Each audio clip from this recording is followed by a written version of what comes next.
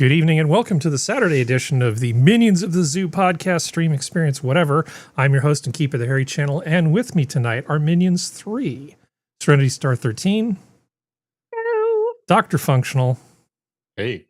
and SkepTok. Good evening, everybody. And we discovered as we were coming into the intro that occasionally the audio is getting interrupted. So hopefully that was just a minor glitch and it won't keep coming back, but sure people will let me know if the sound sucks. So starting with you, Serenity, what is new and exciting? Well, we went from 80 degrees to 30 degrees, and then we're slowly climbing back up, and then we're going to get snow next week. Welcome to springtime on the East Coast. Woohoo! I had to drive to Sacramento and I took the new motorcycle. And I'm not like a long distance motorcycle guy. This isn't a thing I do a lot of. But as I was going over the more southerly route to get there, I was going basically towards Stockton and then going north on Interstate 5. Whereas people from LA would call it the 5. I don't know why they put the in front of freeway names. But anyway. Because they're from LA. And as I was going over the hills, I actually thought about you, Serenity, because the hills were that perfect Kermit the Frog green that we've talked about. In fact, they have all these big wind turbines as you go up and over these mountains to get into the Central Valley. And it looked like the screensaver from Windows XP. Nice. Isn't the actual field from that screensaver in California? That is not a piece of trivia that I have. Could it be? I don't know. Yeah. Anyway, worth knowing. I have no idea where that is. Because I remember someone talking about it. Well, the Golden State in the spring is actually very green and very pretty in its own sort of way. If you want California to look good the rest of the year, and you're not on the coast, you go in a little bit, they talk about the Golden State. It isn't just because it was founded with the gold rush. It's just the hills are all this sort of gold color with all this dry grass that catches fire and then everything sucks. But in the spring, it's actually really pretty. Maybe not as pretty as West Virginia with all those beautiful trees that you have. Of course, now you have snow, and my fruit trees have not only bloomed, they're already heading into the fruiting phase. So apparently that field is up in Napa Valley. It no longer looks like that because apparently a bunch of bugs came in and did buggy things. And then after the buggies did buggy things, then a winery bought it and they got turned into wine hills. So it's a bunch of grapes. Excellent. But yes, it did exist. I was right. It is in California. I apologize. It is a thing. Yeah, Where is it in California? it just says Napa Valley. It's not given specifics because I think it's part of a winery now. It's in I think Sonoma County's in Napa Valley. I don't know if I can clue. Napa is one county, Sonoma's another county. They are adjacent to each other, but they're distinct both viticulturally and geographically. Harry and possibly Skep maybe know this, but apparently it was a picture taken by Charles O'Rear when he was driving down Highway 121 in 1998. But yeah, but it's apparently somewhere in the vicinity of San Francisco. But yeah, right now the grass has started to turn green, specifically the clovers and some of the hardier grass, but the trees haven't started to bud yet. The Bradford pear trees they always do white flowers because that's when they do their pollinating. So they usually go first. So we always have, at this time of year, if we have snow, it's a mixture of white Bradford pear petals and snow. Is that going to screw up the pear harvest? No. Okay. They don't really. They're the white trees that you see in HOA neighborhoods because they're pretty and they're short. You know what I'm talking about? We have different HOAs here. Yeah. But they're a little invasive, but they don't get very tall, and it's mostly just they meant to look pretty.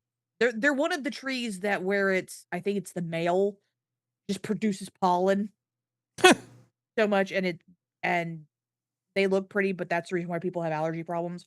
I could be wrong, but I believe that's one of the trees that does it. So is it one that leaves pollen that you can see, or is it? Oh yeah. Usually the pollen you can see is not the stuff that makes you have allergy problems. Well, the thing is, we can see pollen. I'm not sure if that's the tree or it's the pine trees around us because it's yellow. Yeah, the big piles of yellow pollen are not usually causing allergies. It's the pollen you can't see, the really small stuff that gets in and causes havoc. And it may just be that whatever causes the problem is coincident with the thing that's producing the huge amounts of stuff. If the pollen is big enough to see, it's usually not the thing that's messing up your nose. But I'm just a font of information. It makes my car go from a light blue color to a yellow color. Pine trees will do the same thing. I think it's the pine trees because my neighborhood's gotten, neighborhood. I call it neighborhood. It's not neighborhood. But your holler adjacent people. Yeah, the forest around us has a lot of pine trees. So it's probably the pine trees. But we also have occasional Bradford pears that are out through here because I don't know if people just dumped them or if they just, or bird ate something and out it went. I don't know. You mean like when you flush a baby alligator down the toilet and then it turns into a sci-fi movie? Yep. Yeah. Find a tree that you don't like, just leave it outside the car on a backcountry road. Put a little sign next to it that says free. I don't know. Isn't that what people do with kittens? Yeah, that's how a lot of the cats and dogs that we have in my family we've gotten is that people just drop them out the back roads. Good. Cats know how to make you. They're super cute when they're babies, and then they suck you in, and then they own you after that. Demanding little creatures. So, hi, DrFunctional, cat lover. You like cats? You only have the one, right? Hey, what? I just met you, and this is crazy. Yeah, I just got the one. What's your cat's name again? Well played. Nixie. Onyxia Noodle. Nixia Noodle. Okay. Onyxia. Onyxia. Yeah. Yeah. The shelter named her Onyx because she's black. It's cute. She's got the little white tuft on her belly and on her chest, the little white diamond. She's a tuxedo cat. She's cute. Yeah. No, that's a good name. I don't know what to say. Little chaotic, as most tuxedo cats are. Yeah. She likes to recently, when I go to bed, lie on my chest and like paw at my chin. Like, hey, don't fall asleep. Pay attention to me. But she's, like Serenity said, a little chaotic because then she'll sit up, and that's putting a lot of pressure into one smaller location as opposed to lying on my chest. And I'm like, come on, I just want to go to sleep. And then she'll lie back down, and then she'll get up, and then she'll get down, and then eventually she'll skulk off and go sleep on her little. She likes the little corner of the bed, and I put her little kitten bed on the corner of because she likes to watch. That's not creepy. Well, no, she watches the door, like I know, just in case there's any birds or you'll get you. Yeah, any birds that might fly into the house, she'll She's on it. down. She's on it. Yeah. Like, I'll get you. Because as a like, I think she was 8 months old at the time she took down her first pigeon. It was crazy. The pigeon was bigger than her, but she fucking just leapt out onto that balcony and just tackled that sumbitch. Well, it has the misfortune of being a pigeon. Pigeons are disgusting. And cats are very efficient murderers when it comes to things. They can be. They're very good at. They often make good birders. They really do. They can, but they also, it depends on their mood because some of them like to toy with stuff. Yeah, and you have to have that conversation of like, please don't toy with it because I don't want to have to kill it after you're not done with it. Like, yeah, and the breed too, because my cat that I had when I was a kid, Bells, he would like do some strider ass moves and like jump up off of a like 6 foot high fence and then like swing around and catch a fucking seagull out of the air. I was like, have at it, boy. Like, fuck yeah. Well, I'm definitely a dog person, but cats love me. I mean, like when I go out for a walk, they will come over and insist that I pet them. and Yeah. cats will follow me sometimes when I'm out for a walk. Cats, I give off like some kind of mellow energy that cats really seem to groove on. I'm not quite sure why, but generally animals seem to like me. I mean, I have a history of it. Sorry? Break you. They want to break you. They want to break me. They want to bring me over to the cat side. Yeah. I don't think cats have the same sense, we'll leave it at that, for good judges of character. Most dogs generally do. I think cats are just, I mean, depending on the cat and the breed and everything, there's so much more diverse in their little intricacies. Orange cats, no. Orange cats, dumb. Orange cats have one brain cell and they share it amongst all of them. No. Yeah, across the globe. Yeah. But like for the most part, they're just looking to see what they can get out of you. You know what I mean? They're the gold diggers of the animal kingdom. Like, hi, like a dog will, if you're a good person and the dog senses that and is like, hey, you're like, hey, buddy, like, hey, give him some pets or whatever. He's like, you know, if you had some treats, he's not even thinking about it, but if you had some treats, he would appreciate them. Cat is like, yo, give me some fucking food. Here, look at this bum. You see how fine my fur is? Here, feel it on your ankle. Ooh, yeah. Look at how cute I am. Give me fucking food. Give me something. That's what cats are thinking. Dogs is just like, I'm a dog, I'm a dog, I'm a dog, I'm a dog, I'm a dog, I'm a dog. They're sluts, is basically what we're all saying. They're just big old sluts. Yeah, they're gold diggers. They're gold diggers. They're just slutty as hell. That's all it is. I've made my peace with it. I'm just a big animal guy. I love dogs. I would probably have 7 of them if I could in my shitty apartment, but I wouldn't put a dog through that. I know I don't have the time or the space to attend to a dog that needs to be attended to, because I'm not going to get like a little, no offense, Skep, a little Chihuahua or something like that. I need a dog. I need a lab. I need a shepherd. I need a oh God, what's the Belgian Malinois? I need something that's got some that'll be able to handle my size. You sure you bought that Belgian Malinois? The thing would probably jump off your balcony, come down through the front door, find its way up, and then do it over and over again. Okay, those dogs are insane. I have to add, because Silver Raven Wing has made some comments in chat, and they're funny. He said house cats are alien spies in Florida. And then the next one is orange cats are the Florida of cats. I can agree with that on a level, yes. Yeah. Orange cats are very attractive, though. Oh, no, I love them. We always have at least one orange cat. But I can also say I've never met a smart orange cat. You've just been propagandized by Garfield. Yeah, the blondes of cats. The blondes of cats. It depends. Like the solid orange one's dumber than a bag of rocks. We have one who's his bottom half's white, and then the rest of him is orange. He's actually really smart. I call him Carrot, and he's actually very, very smart. So if they're solid the more orange, the dumber they are. Let's just put it that way.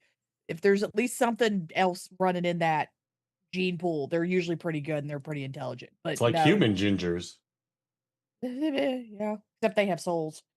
Who, the cats or the gingers? The cats.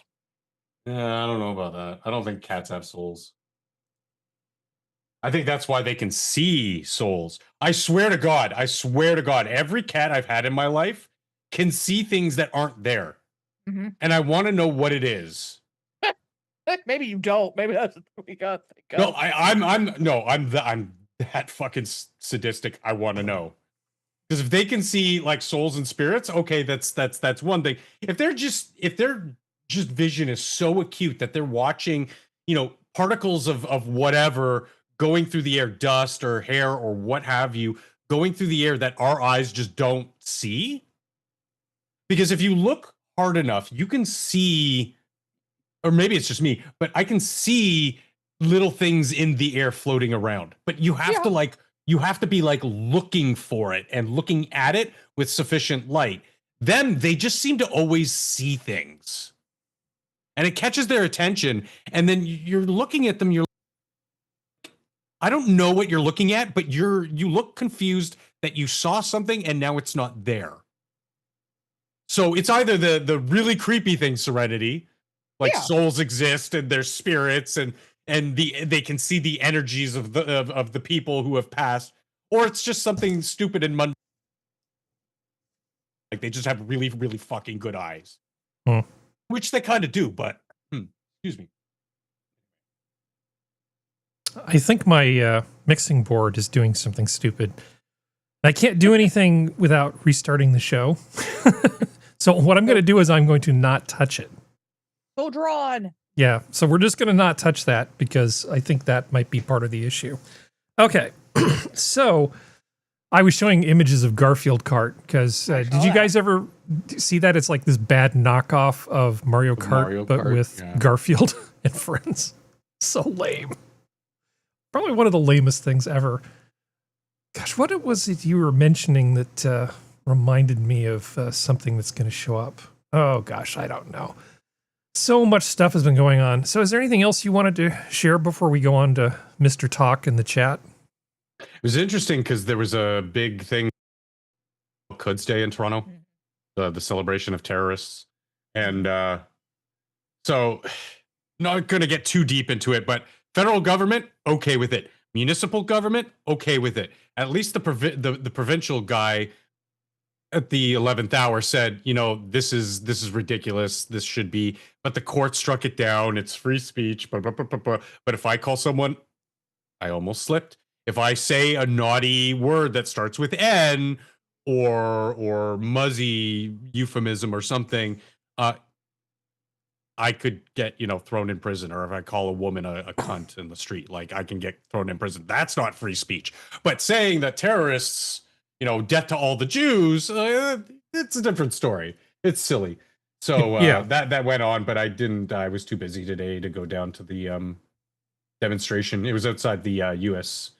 consulate because the one side was the people who were like, yay, liberate Iran. We're actually from there. Reason why we're here is because that dead guy, you know. Several dead guys at this point.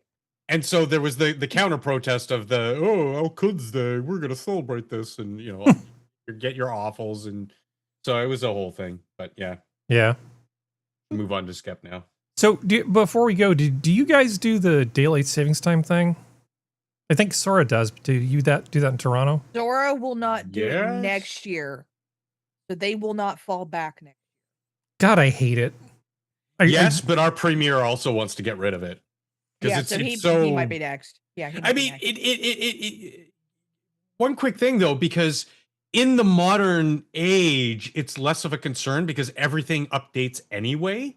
For the most part, it's just the older tech things are analog or whatever. They're just not going to update. Like the analog clock I have in my bathroom, I'm not going to change it. It still says like it still says 12:35. It's 11:35 now. So like, do you remember back in the first internet boom that there are these things called Swatch beats that Swatch, the watch company, was trying to market their own time standard? I may have spurred out about that more than a few times because the hubris of doing something like that is pretty insane. The English had to, you know, spend countless lives and money and everything else perfecting time. So I figure they can have GMT, they can be time zero. They earned it. They did the work. But some company in Switzerland that sells watches going, the internet's different. Let's just have 1,000 Swatch beats a day and we'll have a special time. No, screw off. No. Screw off. No. Just no. 1,000 times no. Fix it. Yeah. Gosh, I mean, it's like it's the new Coke of watch ideas. It's really pretty terrible. More like the Edsel. The Edsel. So hi, Skep. How you doing, Harry? Better. Got my tax stuff sort of resolved. Yes. As I may have mentioned before the show, I had I didn't mention it yesterday because it was still pending, but the system things basically resolved. The state of California decided to go after me for almost 30-year-old stuff that they lost. And they said, we lost this and our records are perfect, therefore you're in the wrong and we're going to go after you for penalties and interest and the whole deal. The assumption that the state is infallible Yeah, and I That's found insane. a piece of paper that somehow managed to escape the shredder because I keep 20 years, which is double what you're supposed to keep. I keep 20 years of everything. And I found a piece of paper that just happened to show that it was good. And then when they looked at that, they said, well, clearly there's a problem. So they actually went and had a special unit go investigate some double secret archive that's, I don't know, under a giant mountain of salt or something near Sacramento. And they were able to get it straightened out. But that's good for me because it's like me not having to spend $10,000 on stuff that I've already paid for, which would have made me cranky. I was thinking about it in terms of girl math, that if I ended up not having to give them all that money, does that mean I can go spend $10,000? I was just going to say, so what are you going to buy? What can you get for $10,000? Can you get a jet ski? Probably on get it. Facebook Marketplace. On Facebook get a Marketplace? How decent- much is a jet ski? think like That looks kind of fun. Would you really use a jet ski, Harry? I'm just trying to get an idea of how much something's worth. I don't really want a jet ski. about 8K Canadian. Yeah, most jet Yamaha skis. Yamaha Wave Runner MSRP is $15,699. Okay. But you can get the Yamaha Jet Blaster for like $8,499. Nice. See, that's a good That's name. I like that. Jet Blaster. That's their rec light. So that's for the easy goers. Nice. So I can ride with the otters. It'll be Exactly. be just just fine. You but- just scoodle. You don't even jet. You just scoodle. But yeah, speaking of things like jet skis, so as I mentioned to Serenity, I took the bike, which was great because they have all these fast pass lanes, and I have the little transponder, so I can use all the express lanes that are only for people who pay, but they're free if you're on a motorcycle. And I did like this big loop up through Sacramento, and then I came back by Richmond, over the bridge, past the refinery that's going to be closed next month. Oops. And then came all the way back down to Silicon Valley. It was about 5-something hours of riding and coming up on, I think it was not quite 300 miles by the time I was done, but it was a lot of riding for me. I don't usually ride long distances. It was pretty great. It was not the worst way to spend a day. At least, it gave me some time to kind of decompress before I got to Sacramento and then after I got out of there. Because it was not the happiest day of my life, having to deal with them. It never is. Yeah, it was not Government good. Feels like a waste of time and energy and resources. There's nothing positive that came out of that other than the government didn't mistakenly hold you up for $1 zillion. Almost any other person would have probably paid the $5,000 to $7,500 to have an attorney deal with it. Yeah. But I'm cheap and I'm stubborn, so I did it myself. But I mean, I probably wasted a good 5 days of my life in total on this whole extravaganza, which was absolutely 100% not my fault. Just what a huge waste of time that was. And that government sucks that productivity out of every single decent sized business enterprise that exists in California. Yep. That kind of nonsense. Well, before I bring up another Anyway. thing about this motorcycle thing, do you want to welcome the chat for us, please? Yes, I was saying, noticing that Silver Ravenwing got here early. Green Badger is here, and we've got a lively back and forth going. Good. Well, Chat, Harry, did you just fade out there, Harry? not on purpose. Bud, there, Harry. Yeah, I'm here. Okay, sorry. Yeah, go ahead.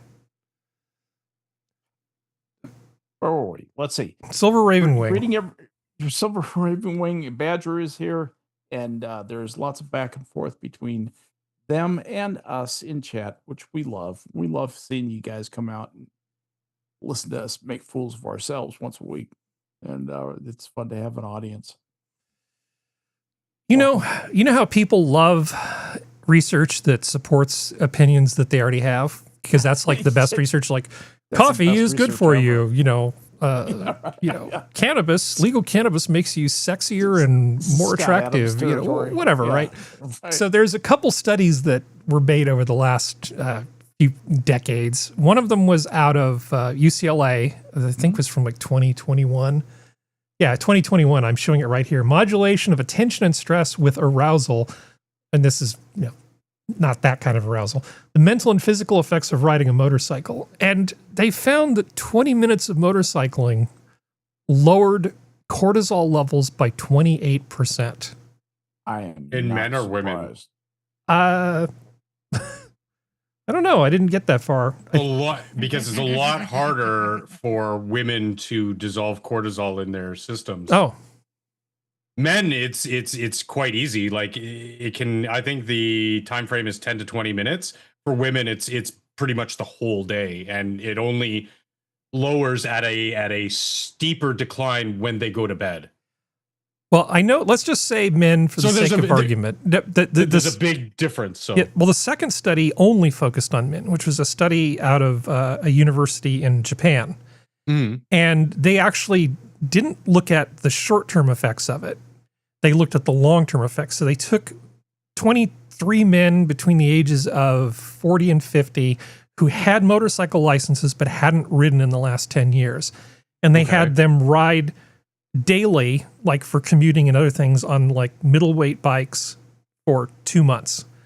And they came back, and the improvement in the mental function of these guys was insane.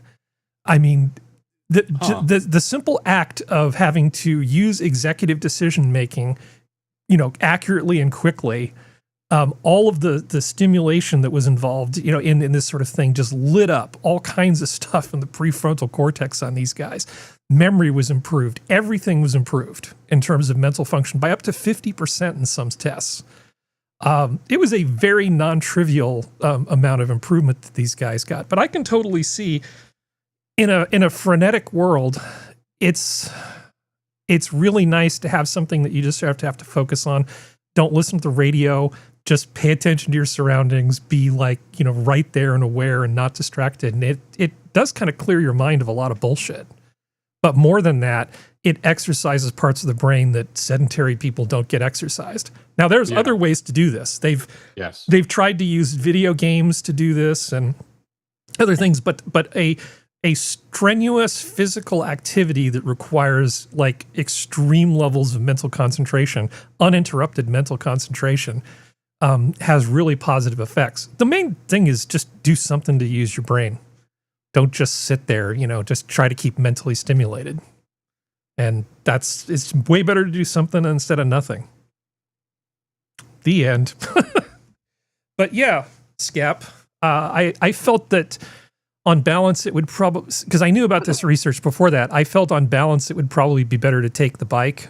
But more so than that, the added bonus of whizzing by all those cars in the express lane, I felt like I was kind of cheating the system a little bit. But considering what the state of California was trying to do to me, I felt like I earned it. No, that's called winning. Oh, it's called winning? That's winning.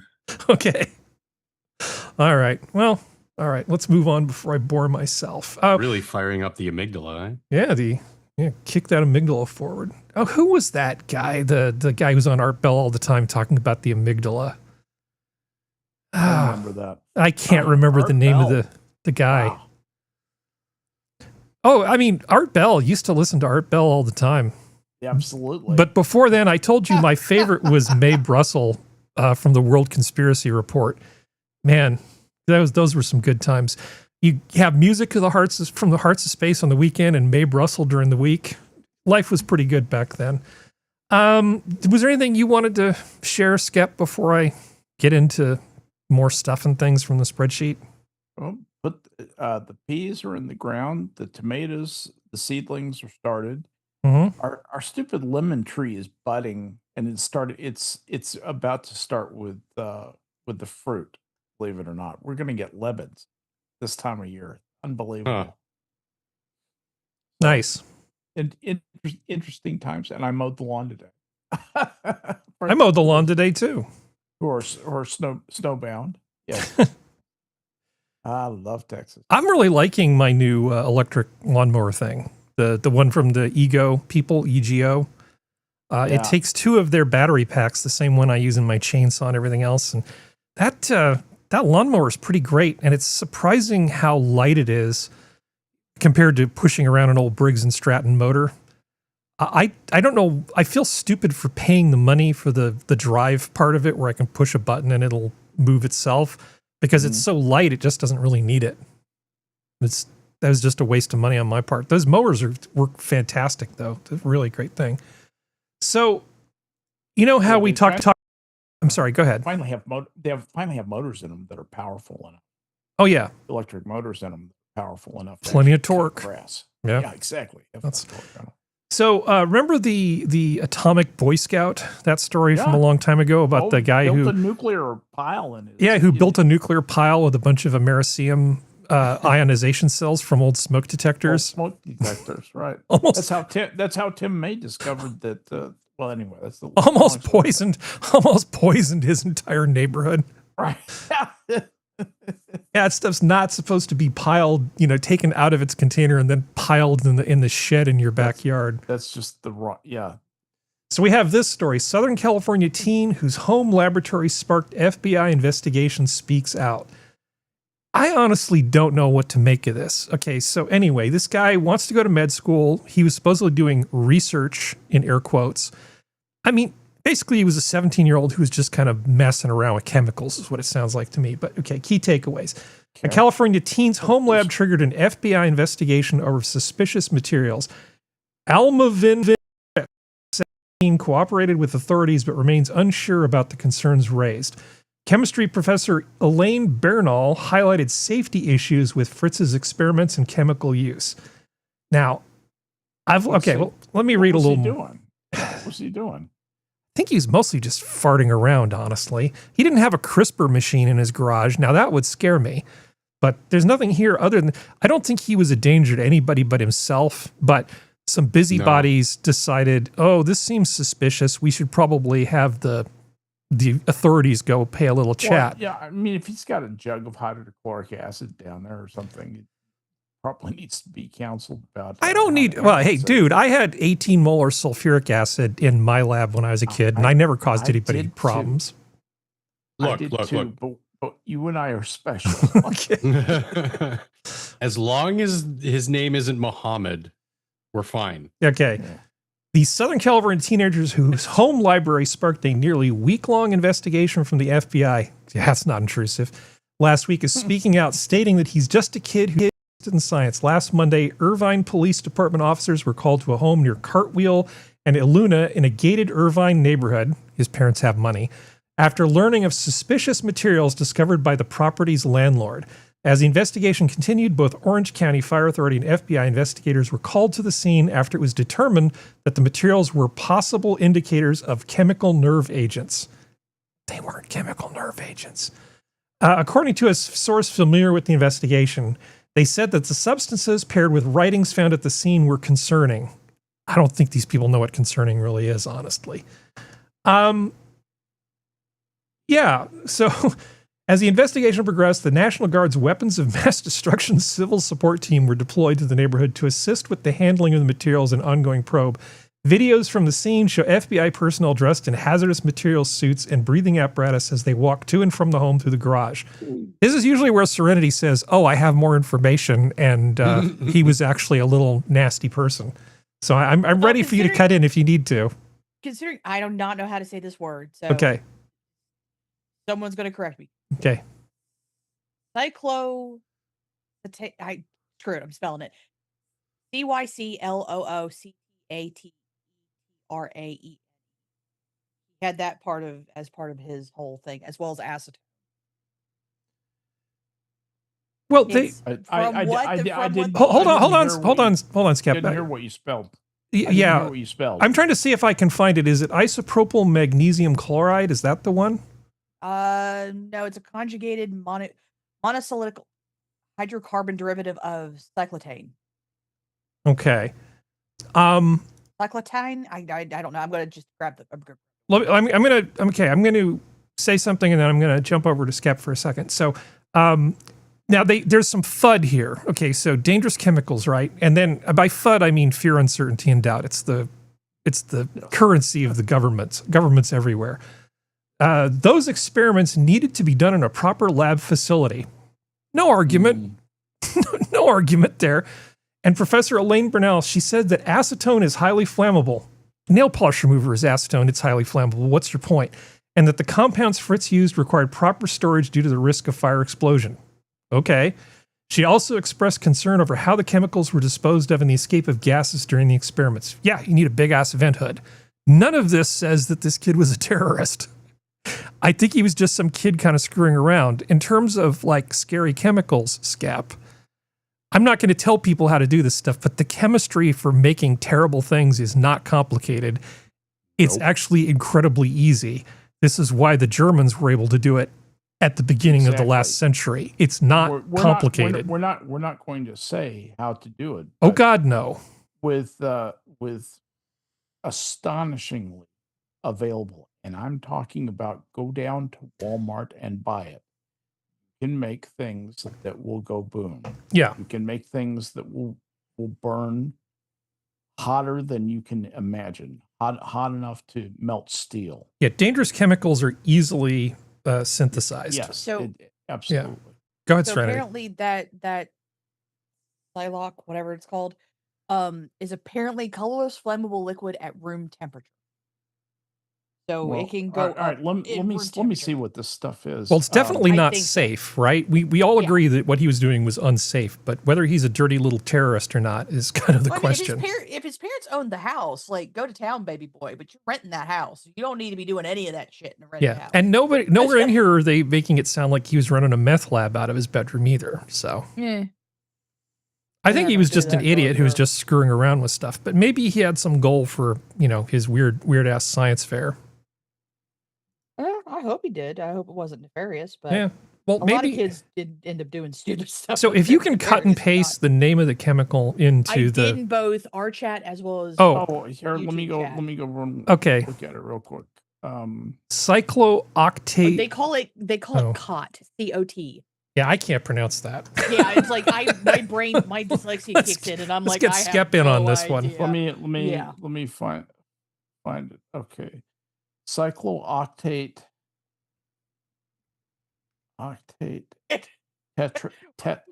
Tetraene. Okay, so that means it's an alkene. It means there's 7 alkenes on an 8 benzyl.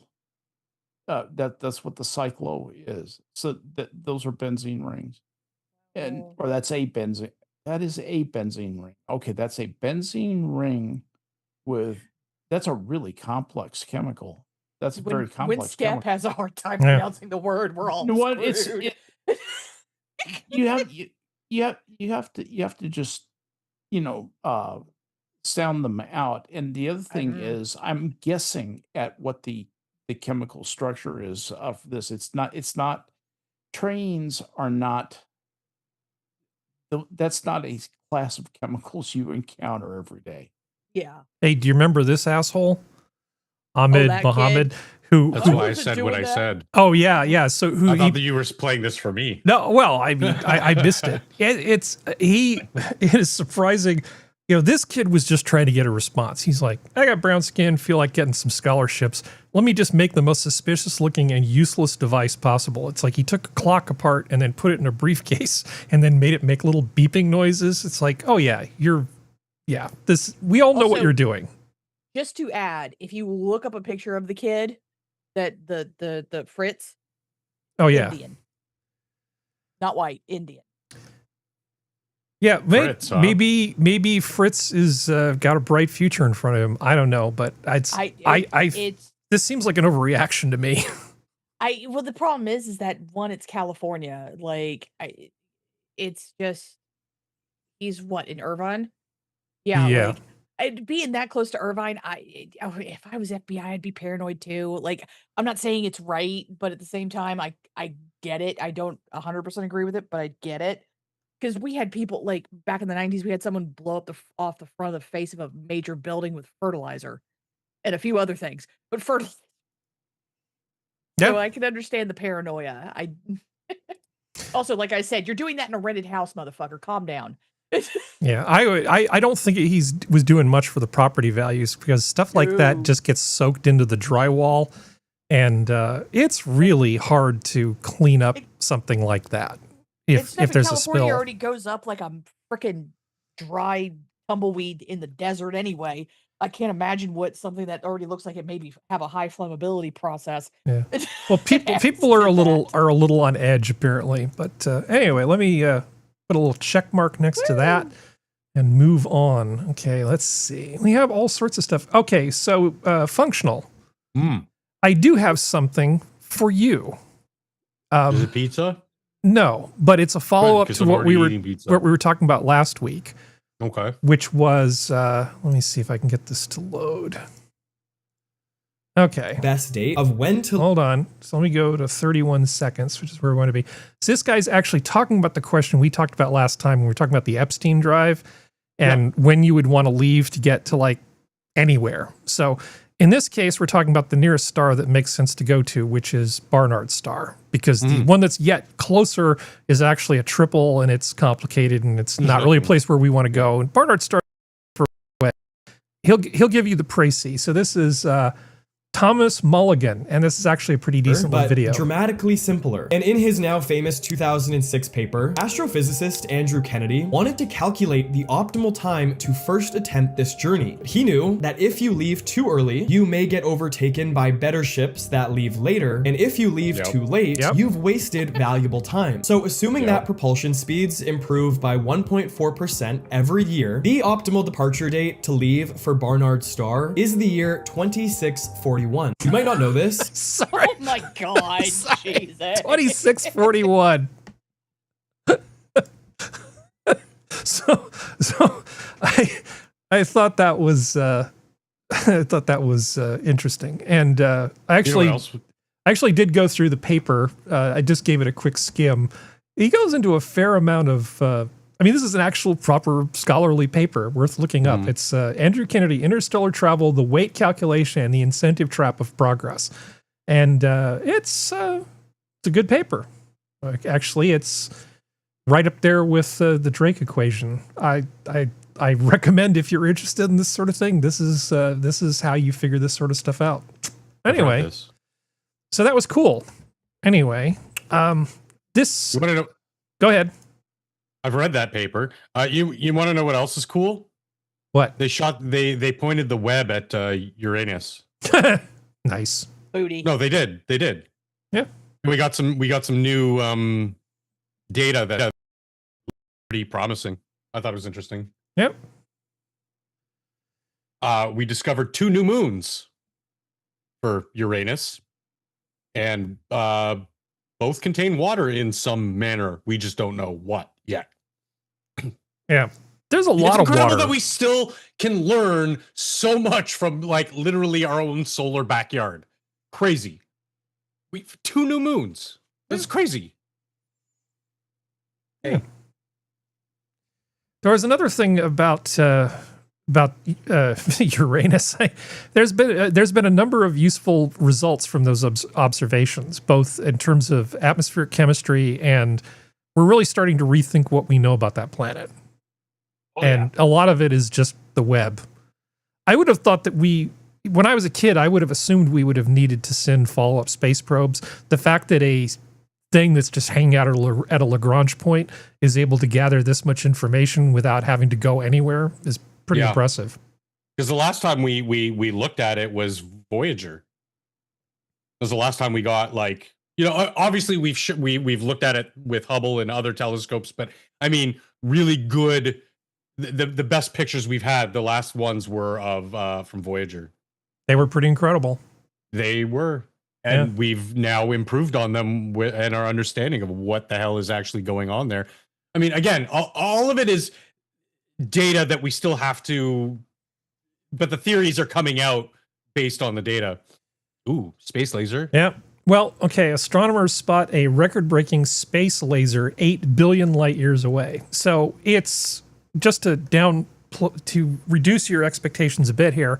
It's a maser, a microwave laser, not an optical laser. And they found this using radio telescopes. It's hydroxyl molecules are basically being excited by all the. So, okay, let me just read the thing here. So this gigamaser is blasting out a gigantic galactic collision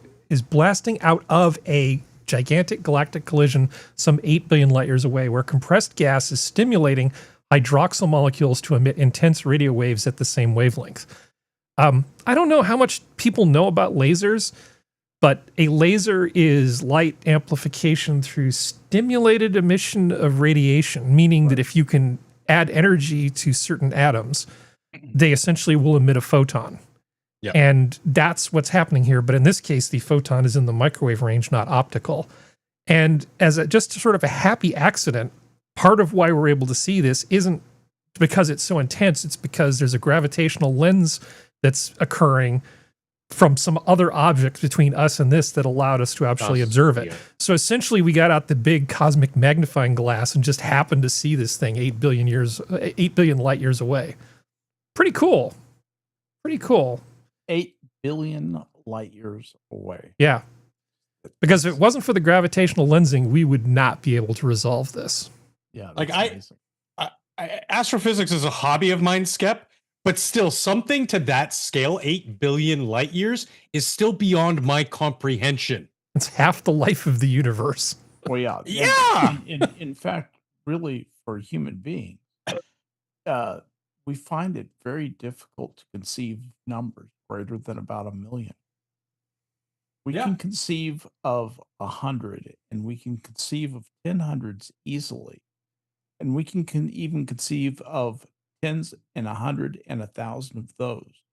But after that, the concept in your mind just becomes very big, and then has a number assigned to it. Yeah, error 404 does not compute. Yeah. Right. But there's a difference between 400,000 and 1 million in your mind. Yeah. There's not a difference That you can there's not grasp. a difference between 16 billion and 20 billion. Yeah. That you grasp the same Beyond a You number. see what I'm saying? Beyond that 4, that's about all that you're. And again, like, I understand more than the casual layman about astrophysics, so I understand that I can't understand it. But even then, 8 billion light years, like, fuck off. Well, the interesting thing about that is, for a lot of those stars, their entire life of that star is in a stream of light that stretches between us and wherever that point is. Or was, yeah. It's mind blowing. That all the light that star ever emitted is in a big long line stretching back to some dead cinder. Yep. Yep. That's really true. That's the thing. I like that, Harry. Worm dehorser. I'm trying to make a point. I'm looking to find something that disappeared from my feed here. Oh, well, I can just sort of tell you about it. So I was in one of the Discords that I sort of frequent, and somebody posted a comment from Kevin Sorbo. This is about the fact that humans don't comprehend time particularly well. And somebody posted a comment from Kevin Sorbo talking about, atheists and how they never talk about Islam being a problem. They just spout anti-Christian stuff. And of course, several people were just sort of during this. And I'm just like, wait a second. Christopher Hitchens? Have you guys already forgot about Christopher Hitchens? And I brought it up, and somebody said, dude, he's been dead for like 15 years. What's your point? I'm just like, still counts. Yeah. If I can, one of the most prolific atheists of the last century. But if I can talk about, if people are still talking about Tony Blair and how he ruined the justice system in the UK, and people are still talking about how Bill Clinton had the same immigration policy positions as our current president does, these things aren't out of play just because they happened in the 1990s. But Yeah. I think people have such incredibly short memories, and I don't really want to be that guy that just goes actually all the I don't time. think it's the memory. I think it's the attention span. But man, people's attention spans are so limited. Destroyed. I told you that I actually met Christopher Hitchens, and I went to see, when he put out his book, God Is Not Great, I went to see him at a place in, Menlo Park, and actually got to hang out with like 2 or 3 other people, and we just sort of chatted with him for 20 minutes afterwards. And it's like, I've got the signed book on my bookshelf, so don't tell me that these people that nobody's complaining about this. Mm-hmm. Maybe people who are just sort of lazy and just they say they're atheists, but they're always spiritual. Those people crack me up. Yeah. It doesn't really matter. People are just annoying in their short-term memory of things. I feel personally attacked. Yeah, a little bit. I'm not. Hold I'm on, not. I gotta Every play a now and little then, something if you're here. like me and you go on the air and you debate with some whining, self-righteous, self-hating, self-pitying Muslim, and you tell him what you think of his Quran, his prophet, and so he said, you have offended 1 billion Muslims. You notice this? You notice that? Good. There's a slight tone of moral blackmail here, I sometimes think. Look, if it was a matter of defending the right of somebody to hold their religious opinion, I would defend the right of a Muslim if there were only 3 of them. The idea of 1 billion is clearly intended as a threat. There's a menace to that. You've upset 1 billion of us. You should watch out. That's what it means. And we're going to try and move in to your city and your country too. And we're going to raise more and more demands. That's what's meant by it. But what about 1 billion Hindus? What about 1 billion Hindus who've been declared anathema, who have been declared fit for slaughter at any time, at any place? They're not even monotheist. Look what happened, for example, to the Nepalese guest workers in Iraq. Did anybody see that unbearable video of the mass slaughter and throat cutting of these Hindus? You have to see it to believe it, and the commentary that goes with it too. Yeah. Basically. Yeah. People have such short memories. and I think it's also the social media algorithm confirmation bias thing. Like, I don't think in the handful of interactions I've actually haven't had with someone like Kevin Sorbo, used to be a big actor, big star. I mean, he's got name recognition, so he's got some notoriety. But for him to comment back a handful of times throughout the years on Twitter, it's a thing. But I mean, to him, I'm just another random faceless person on the internet. He doesn't know I'm an anti-theist. And whereas I'm not militant about it. I'm not going to attack him for being a theist, or I'm not going to attack anybody else for being a theist. But if they want to debate, game on. I'd love to talk to someone like Andrew Wilson about it. But the fact that the reason why he messaged or he responded to my comments on his posts, it doesn't occur to him, and we agree. Like he was basically agreeing with what I had said in each instance. There's no connection between that and my view on theology. So I don't think that those types of things. So sure, I get it, but I think if he were to sit down and talk to someone like me or Skep or a handful of others, he would realize, no, we're very much aware of something like Islam, and we do reject his theology's principles, but we don't see them as equal to something like Islam, where it's apples and 6-volt batteries, Well, I would go so far as to say that within my lifetime, the people who were the most critical of radical Islam in the Western world were the big-time atheists, people from the Big Four. Hitchens and Harris. And I don't know, well, I mean, I don't know what Harris is doing, but certainly The guy who married the Time Lord, what's his name? Dawkins was certainly prolific in these ways. Yeah, I wish. I mean, on the other hand, I'm one of those people that wishes I could be a Christian. I'm just not wired for it. I'd be good at it. Yeah, I would be really I'm good not at being a wired to Christian. believe. I would be really good at it, and I like But you also Christians had quite a bit. Nietzsche, Bertrand Russell, Daniel Dennett, Yeah. Madeline O'Hare. I don't know if I ever heard Bertrand Russell make comments about Islam, but I could just be wrong about that.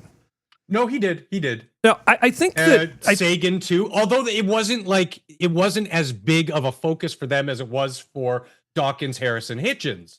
Obviously, a little bit of a different time with things like you were saying, with them spreading and coming to a city near you. It's become a little bit more in your face about things. And especially, let's not discount what happened to the world, especially the Western world, not just the United States, at post 9/11. Mm-hmm.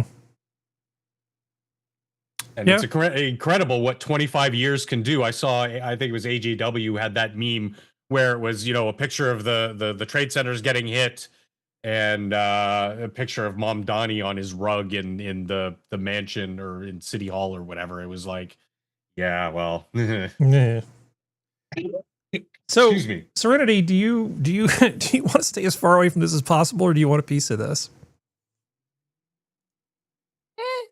I have always believed, I will always believe. That's who I am. I really don't care what other people's believe. As long as you don't try to take my rights or rights away from other people, I don't give a shit. Yeah. Yeah. I agree. I agree with mentioned- that. I mean, it's just that some people seem to think that what they believe gives them a right to change how my life functions or unalive me or something. I don't agree with that. Those beliefs on others. Yeah, exactly. Yeah, it's that's why I'm not militant about it. Like, it's that whole believe what you tolerance want. thing. It's at a certain point you can't be tolerant anymore because other people's intolerance make it impossible. Well, it's like if just based on some things, not the food restrictions. I have a closer belief in Judaism than I do the other ones, just because I like the fact that Judaism acknowledges the fact that if you are a good person, you can go to whatever their version of heaven is, or at least there is a place for you in the afterlife. I don't agree with any religion where it's like, no, you don't get to go because this is a very. It's like, no, F you. If God's that picky and that much of restrictive, why would I want to be there?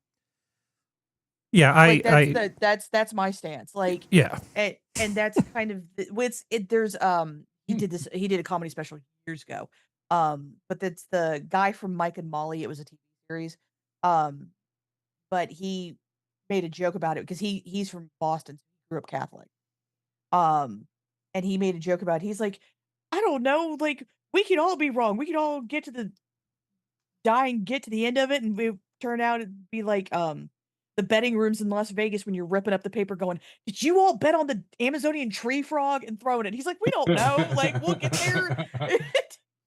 And that's kind of my stance of like, I would like to believe that if there is a higher power, the higher power is not so restrictive and judgmental as to not allow those who are still good people, and with the tipping of the scale comes of showing the good deeds and the bad deeds you have done throughout your life, that they are not allowed in. To me, that's not a good God. No. And that's kind of where I believe. That's my issue. I love the beauty of some of the religious sects. Like, I love seeing Catholic churches because they're amazing. There's some mosques, like old mosques, back when people were allowed to be something other than just Arabic, where they were allowed to be Persian and such, of the mosques that were beautifully done with beautiful tile work and all this kind of stuff. Oh yeah. Funding Buddhist of the temples. arts is one thing I will give these organized religions. They did it well. Yeah, and All Shinto, from architecture to writing. Sorry. no, you're good. The Shinto temples in Japan, like that stuff. Gorgeous. I love that stuff, and it's just, yeah, I that's my stance. Yeah. Well, when you grew up in the Bible Belt, well, I've known as many good Christians as I've known bad. Yeah. So I don't paint with a broad stroke when it comes to that whole thing. When it's the thing that pisses me off about to kind of tie it back to the Islam thing. It's the thing that makes me very, very mad about the whole Islam thing is because you have a group of people who allegedly, which I know bad people in the Christian church, um, were raised by very tyrannical and very power kind of hungry Christians who wanted to bring down and bully and shame people for stuff that wasn't worth bullying or shaming, Yeah. who used it for a power grab. But they refuse to acknowledge the fact that Islam does that as well. And they cannot and this happens in Wicca, this happens in pagan. It happens a little bit in Judaism, but Judaism, it's more of their own people and it's kind of just part of it. But at the same time, it does happen. But it's like they just kind of refuse to acknowledge it. And it's kind of like if the religion you grew up around does it, why do you think no other religion does it? Because all of them involve people and people are relatively similar throughout everything. That's the part where I get frustrated because it's kind of like you being told to not wear the crop top and the short shorts to school is not the same thing as the 12-year-old being told to wear a full blanket across her body and to the point where even her eyes aren't even uncovered. That is Because not she's the taught- same thing. That is No. not close to the same No, thing. because she's Stop- taught just her being there, just But she- existing is a sin and has to What- be covered up. Well, that's the thing is like she's being taught that men are like that's the thing that I'm sorry, Harry. I'm gonna. No, it's okay. But I'm going to go to palate cleansers after this because Oh, it's heavy. I have no Heavy. Good. doubt. That's my issue with Islam is that they claim that men are the lead, but themselves around being able to see a bit of a woman's skin. If you Or are incapable of, 9-year-olds. well, that's what I'm trying to be. You just don't appreciate the curve of a good ankle. That's apparently. But that's the thing of like, how can you be a good leader if you can't restrain yourself? Yeah. that's a good Because question. being a leader is about restraint. It's not about kicking the door down, beating your chest, showing how big of a man, woman, whatever the fuck. Mm. It's not that. It's going, that is interesting, and not just pulling your Glock out and shooting somebody. That's the thing of like, that is my problem. That's my problem with some versions of Christianity. I have a problem with some of the more tyrannical Baptist versions of Christianity and the tyrannical versions of Catholicism. I have that problem with Hasidic Judaism. The whole big like, proselytizers are the worst. Yeah. like I don't like the fact that the existence of a human being who had no choice and no say in what their body is, how or anything, is being made to pay for that fact when they did nothing wrong, when it's the person who's going to do it to them is the one that's the problem. And that person is still given power. That is my problem with all of it. Now, Christianity's fixed itself a little bit. Judaism, the non-Hasidic have fixed itself. Islam refuses to acknowledge that because, like I said, you are not a strong man if you cannot control yourself. If Well- you shaking my hand degrades you because it degrades the woman, why would I want you as my leader? Well, both Christianity and Judaism went through a shared reformation Yeah. to join modern man in its thing. And it was interesting you use the word restraint, because whenever somebody, generally younger people, because I work with a lot of younger people, ask me, like, it comes up in conversation, like, what is a man? Just boiling it down to brass tacks. And I use that all the time. It's restraint. It's knowing that your girlfriend's pissing you off. And I'm saying this just as an example for them because it's a relative thing that they're dealing with. That you could, with one stroke, clock her and knock her clean out. And I don't suggest this. This is not, but no, you are a man knowing that you will not do that, and you have the restraint to not do that. It doesn't even have to be a girlfriend. It could be some guy bumps you on the bus or talks shit about you on the street or says, hey, faggot, or whatever. You have that restraint to say, no, I'm not going to let that bother me, and I'm not going to degrade myself to chimping out and throwing fists. Because that's not what a man does. Now, if somebody comes at you with fists, you handle your own. But that restraint is so key to what being human is. Mm-hmm. and especially yeah. to the male condition. I'm not singling out. I'm not forgetting that women do have levels of restraint, but again, biology and psychology being what they are, they're very different. But yeah, Restraint is good for your brain too. There are plenty of. It actually helps with memory and all sorts of other things in executive function. Just not letting, just putting the mental energy into disciplining yourself is actually has short-term and long-term positive benefits. Just it fires up that amygdala too. Neuroplasticity. So I want to do some palate cleansers after that. Let's do some palate cleansers. Hey, Skep. Yes. I don't want you to fall asleep on me here. So I'm not doing that. So, King Charles James meets the new Bond James has Bond. retired. Who is our new 007? Your Majesty, we've selected someone who represents modern London. Modern London. Is it Amelia? No.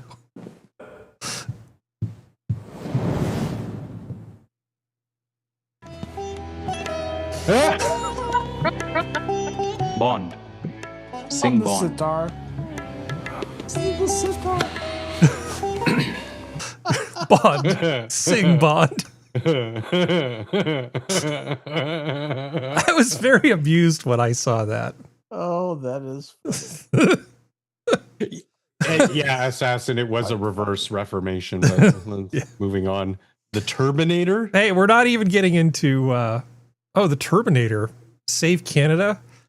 I haven't seen this, so I don't know what happens. It could be dangerous for me to click on this. Don't do it. Don't do it. Don't do it, Harry. Don't Give do us it. 30 seconds. It can't be worse than Possibly should maybe. Oh God, how bad can it maybe be? next week. bet that before. Yeah, How let's bad can bet it that be? first. Yeah, Let's well, bet- yeah. I don't usually try to click on anything unless I've checked it ahead of time, because bad things happen sometimes. Yeah, it could be one of those German films.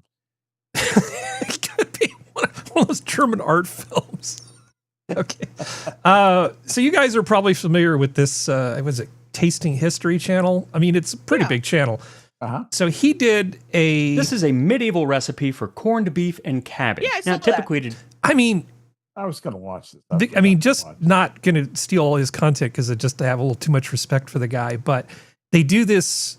I'll just play a today little of we it. usually think of corned beef and cabbage as an Irish-American dish, since corned beef didn't really become popular as a St. Patty's Day meal until the Irish immigrated to Boston and New York. And that is because for most of the last 500 years, the Irish have been relying on pork since their beef was taken by the English. So he's putting honey and spices and stuff on the outside of this corned beef. And he's boiled it to cook it. But he's basically going to braise this thing with all sorts of stuff added to it. And look at the end result. In a bit of beef broth. It's actually really healthy, yet shockingly flavorful. That looks so much better than any corned beef I've ever had in my life. I was going to say, why don't I get corned beef? Look at I'm that. I'm going to be an asshole. Go ahead. What corned beef are you all eating? Well, That's usually what I grew up with. okay. That looks very similar to what I grew up with.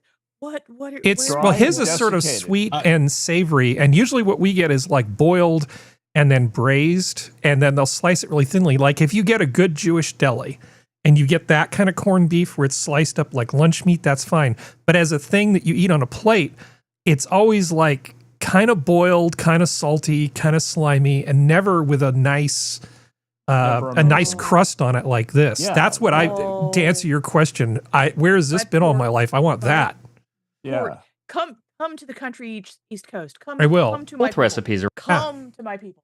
actually really delicious. I have a feeling even if they're we're really the simple. same mind The of corned that. beef is salty, but it's also sweet Serenity. with the honey glaze and the cabbage. Well, That is it's the cabbage, few but times it's really that I will good. eat cabbage straight. And he's It's in they with boil the corn. cabbage with like Yep. onions and then in Yep. like beef broth.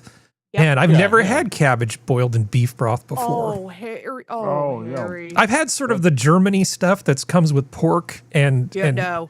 as I told No. you, I'm culturally English. My grandmother could barely. She really was not good with vegetables, so we never got any of this stuff. Plus, there was a little Yeah. bit of an anti-Irish sentiment in my house. Sorry, it's what usually. So we were eating prime rib while other people were eating the There's too corned many. There's beef. too many Irish and Scottish. There is German heritage in Appalachia because we're surrounded by Mennonites Yeah. in both Ohio and Pennsylvania. but there's just too much Irish and Scottish around here. Mhm. No. I'm all of those things. You see, you cook the cabbage in chicken broth or beef broth, and then you serve it up with like Frank's hot sauce or Louisiana hot sauce. Sometimes. I Depends on love the that. mood. Mhm. I It just is absolutely good. love It is that. good. I agree with I've you, eaten Skep. that It my is, whole life. it is very good. I have to be in the mood for that style, though. I I have to will- be in the mood. Once I boil it like that, Skep, I'll let it sit in a colander so that a lot of the extra moisture will just drip away, and then I shred it. Add like raw horseradish, shred that, add that to the cabbage, and now you've got this nice spicy slaw with that. That sounds wonderful. That It's sounds so amazing. good, dude. It is so good with just a nice brisket or just a nice meaty hunk of meat that's just like salt, pepper. That's it. Oh, I just hit my mic. Sorry if that boomed.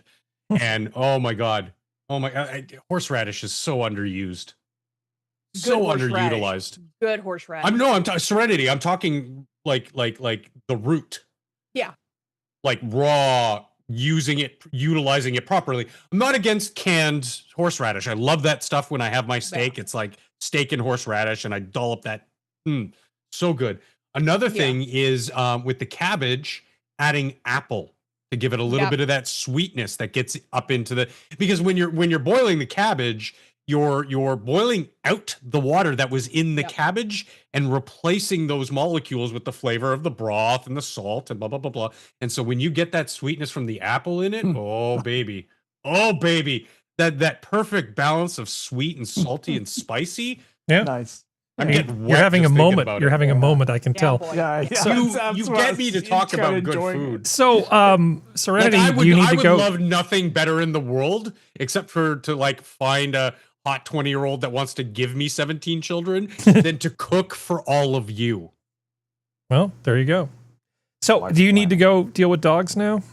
In a minute or two, yeah. Why? Okay. No, I'm trying to plan things so you don't miss out anything that I know you're going to want to see. But you know how I am with stupid volcanoes. So here's the volcano in the Philippines that's been erupting. And you can actually, from space, you can actually see the lava in the crater. You can see it. Look at that, baby. Look at that. That is an angry volcano. That's a view you don't normally get because you're not going to want to fly airplanes near volcanoes like that. That is a magma plume of epic proportions. That is an asshole volcano. Yeah, that volcano is asshole. And in talking to some of my family members who are Filipino from the Philippines, obviously married into my family, we were talking about this and they're like, yeah, that kind of shit happens all the time. Yeah, well, it's a very active volcano. Well, that's Ring of Fire stuff. Yeah, it's the region of the Ring of Fire. So like they sort of a fact of daily life, whereas someone like me and Serenity, it's like volcano. Okay, so here is a slightly closer to home story. National Park death exposes repeated rule violations as tourists take dangerous risks. So are they?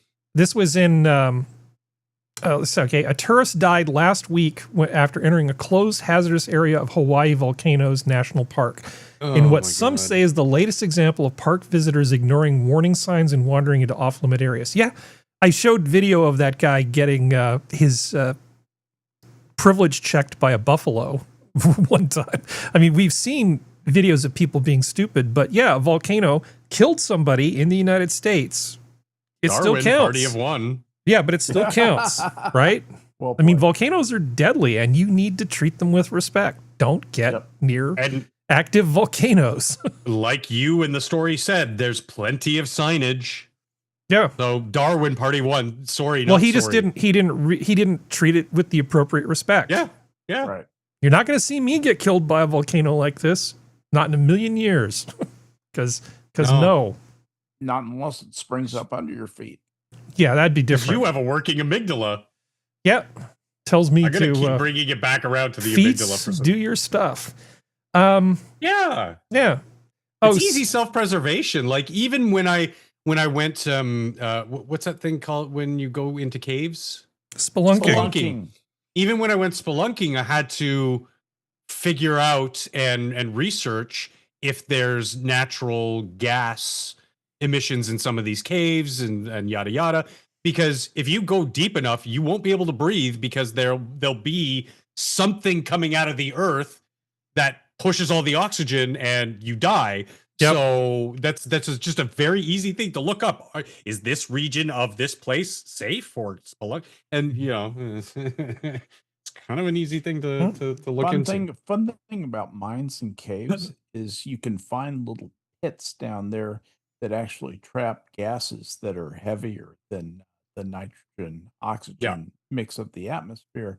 And the cool thing about that is if you go down there, you'll continue to breathe and you'll die. Yeah. CO2 is the most obvious one. But remember, I mentioned several weeks ago about the Japanese have some new homemade longish range missiles for anti-ship warfare, meaning they can just sit on the edge of their island, and if a certain large country with ambitions in that part of the world starts to get up in their business, they can reach out and touch them with these. It's like having an Exocet, except you can send it 1,500 miles. And these are the ones that execute their own evasive maneuvers as they get closer. So these are really not easy to knock down. They're going to hit those ships. So, you know, so far we've already talked about a lot of this stuff, but of course, opponents have complained about the lack of transparency and said the deployment would instead escalate tension and make the missiles a target of attacks. Fuck right off. Yeah, fuck off.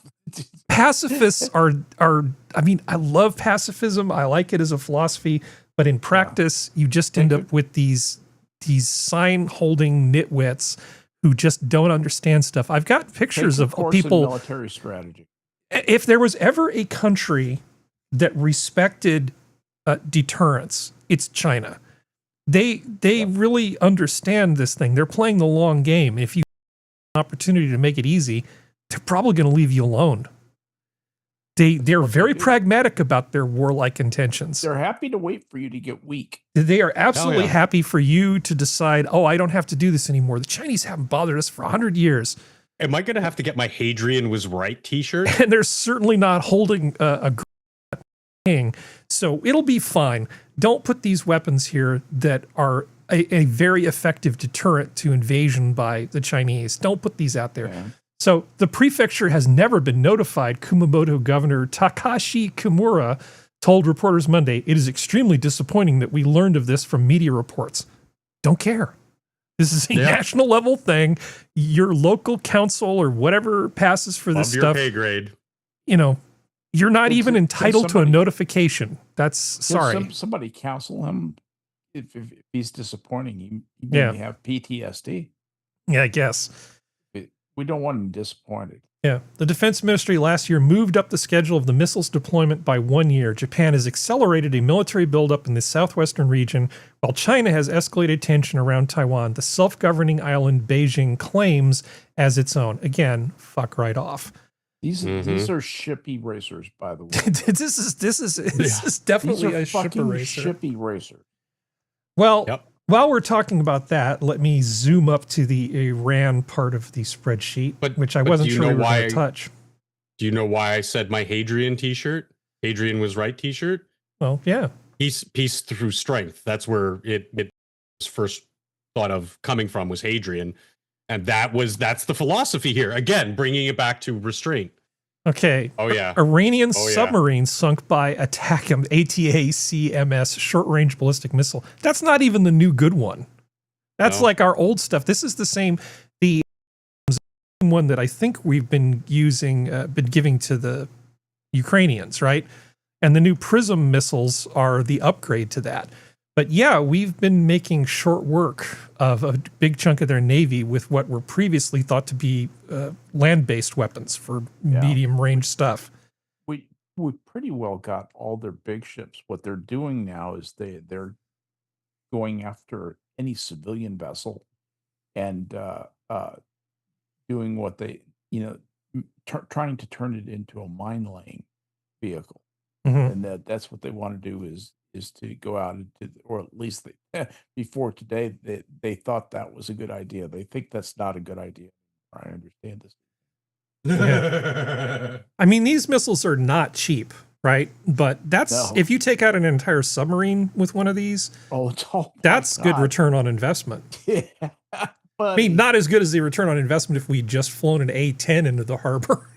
Oh yeah, and perforated it until it sank in port. But I've been reading about some of the last set of upgrades to the A-10, how they were swapped. Remember we talked about the C-130s? Mm-hmm. I guess they swapped out the wing boxes on a whole almost like 200 something Warthogs recently, and that's going to give them operational range into the late 2030s. They've been upgrading all kinds of systems in there. The big thing is, since they can carry so much weight, they're great for carrying things like drones that pretend to be whole fleets of aircraft. So you could just basically I think you can do like 8 of these pods off the bottom of an A-10. I may be wrong. It may be even more than that. But they're able to launch all kinds of weapons. It's not just the big Burt gun. It's a really great platform that works in tandem with the stealth aircraft. It's going to be sad when they finally go away, but we're going to be using them until 2040. But as a low speed tank killer, it's an amazing weapon system. Well, they've swapped out the munitions too. So instead of just a lot of spent uranium, the new munitions that they're actually have some guidance in them. It has a full attack profile now. Yeah, they've modernized that platform. It's an amazing aircraft. So. Yeah, it basically is the heir to. You remember what the A7 did? The Corsair. This is the spiritual descendant of the A7, in my opinion. Yeah. Sorry about your submarine. Full-bodied attack aircraft, and boy, they can make it happen. So I'm going to skip over the thing about the new Ayatollah saying he's going to mess around. He's going to F around in the Straits of Hormuz and shut down shipping, and that's supposed to be the pain point that's supposed to manipulate us. But that Ryan McBeath guy made a comment about Iran that I thought's worth a quick play. What's the biggest advantage the United States has in this conflict with Iran? Is it our Patriot missiles or our smart bombs? It's the fact that we can hit a bank, specifically Bank Seafood, which is sort of like Iran's credit union for their government employees. Their data center was totally destroyed, and the next pay period is Farvadin 1, which is March 21st. You can be incredibly loyal to the regime, but if you have a family, you got rent that's due, you got to buy food, and you don't get paid, that's when you start having second thoughts. And pay. Yeah, what do you think, Skep? He's right. Point of view.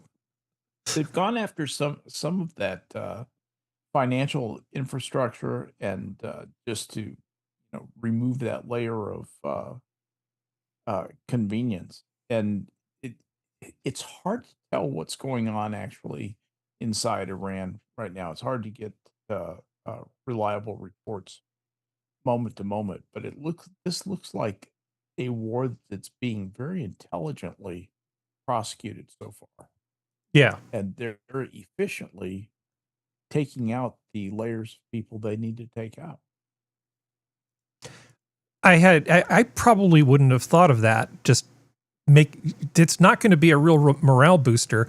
And he goes on later to say that practically speaking, it's kind of hard to pay these people in cash. Right. it's just that. No. Yeah, as a person who's worked for the government and handled payroll and had to carry suitcases of money, you know what he's talking about. Just imagine if you just suddenly had to pay all of the people in the Iranian military and government in cash. In a war zone. In a war zone. It's not happening. So I like this thing here. It's just a reminder of what Kamala and Biden sort of thought about this whole Iran situation. Oh, no.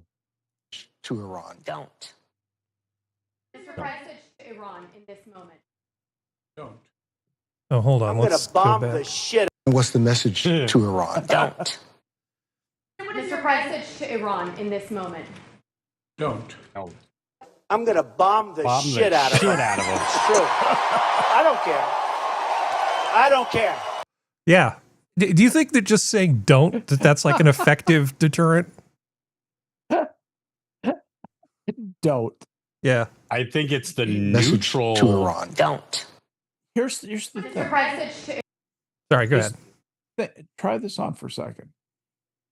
Don't is very different when Donald Trump says it than when Joe Biden says it.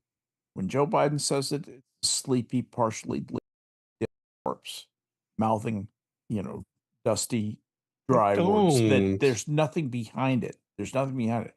When Donald Trump says it, there's Hannibal Lecter possibilities back there. It could happen to your country if you piss this guy off, because he will get just right in your face if you're not conducting yourself in the way that he wants you to. That's the way Donald Trump works.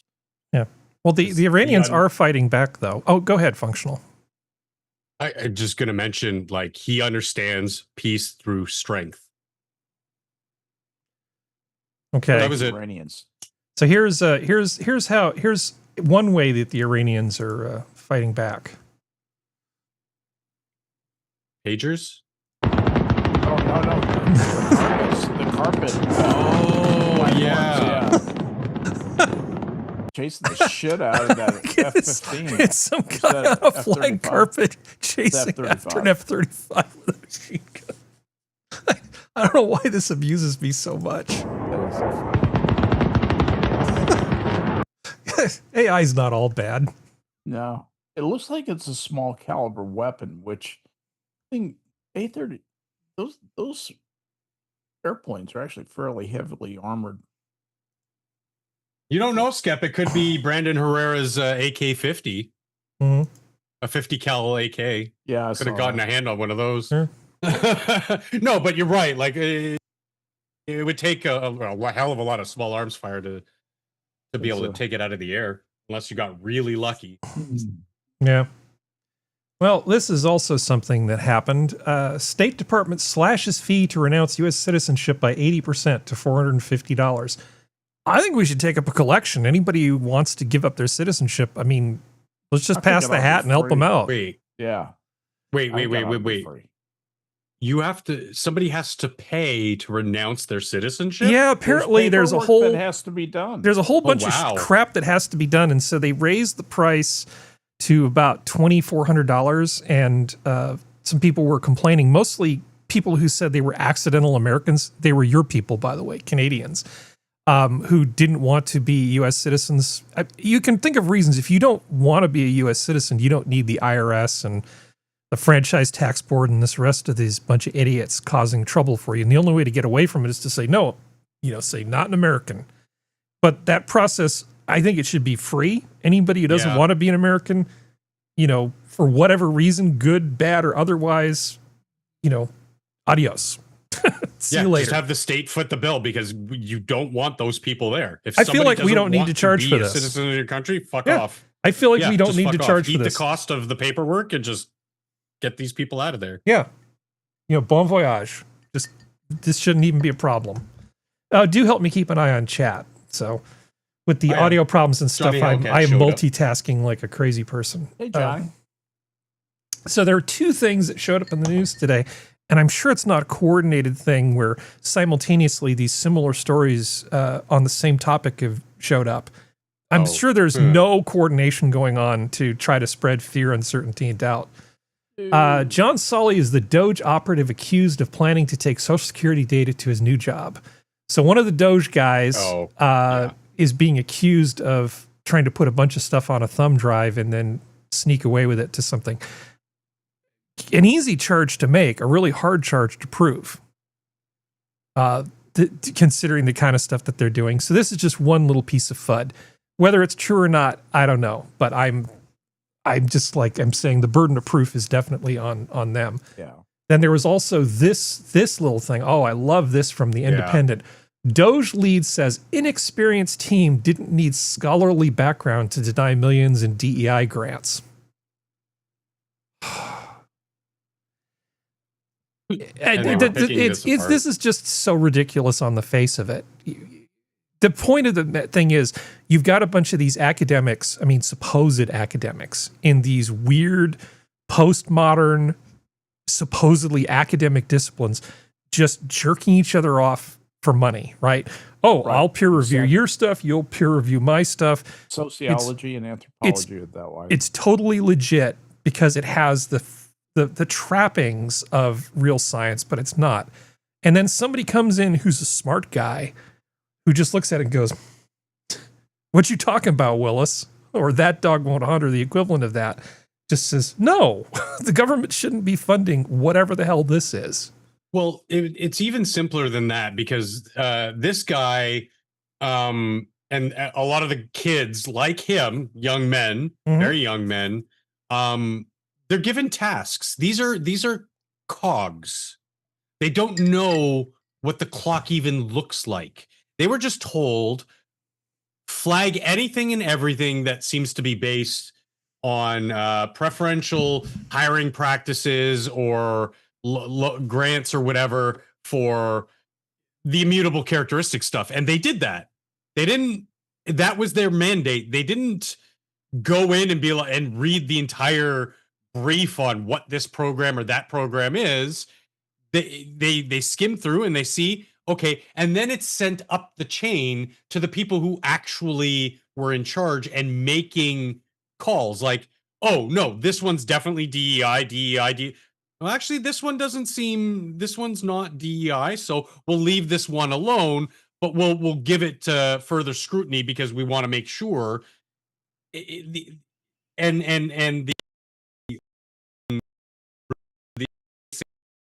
Obviously leftists, we're all saying the same thing. Oh well, he couldn't even explain what DEI is. He doesn't need to. He had a mandate, a brief from the president on what to look for, and he looked for those terms and ideas within these organizations of places like USAID.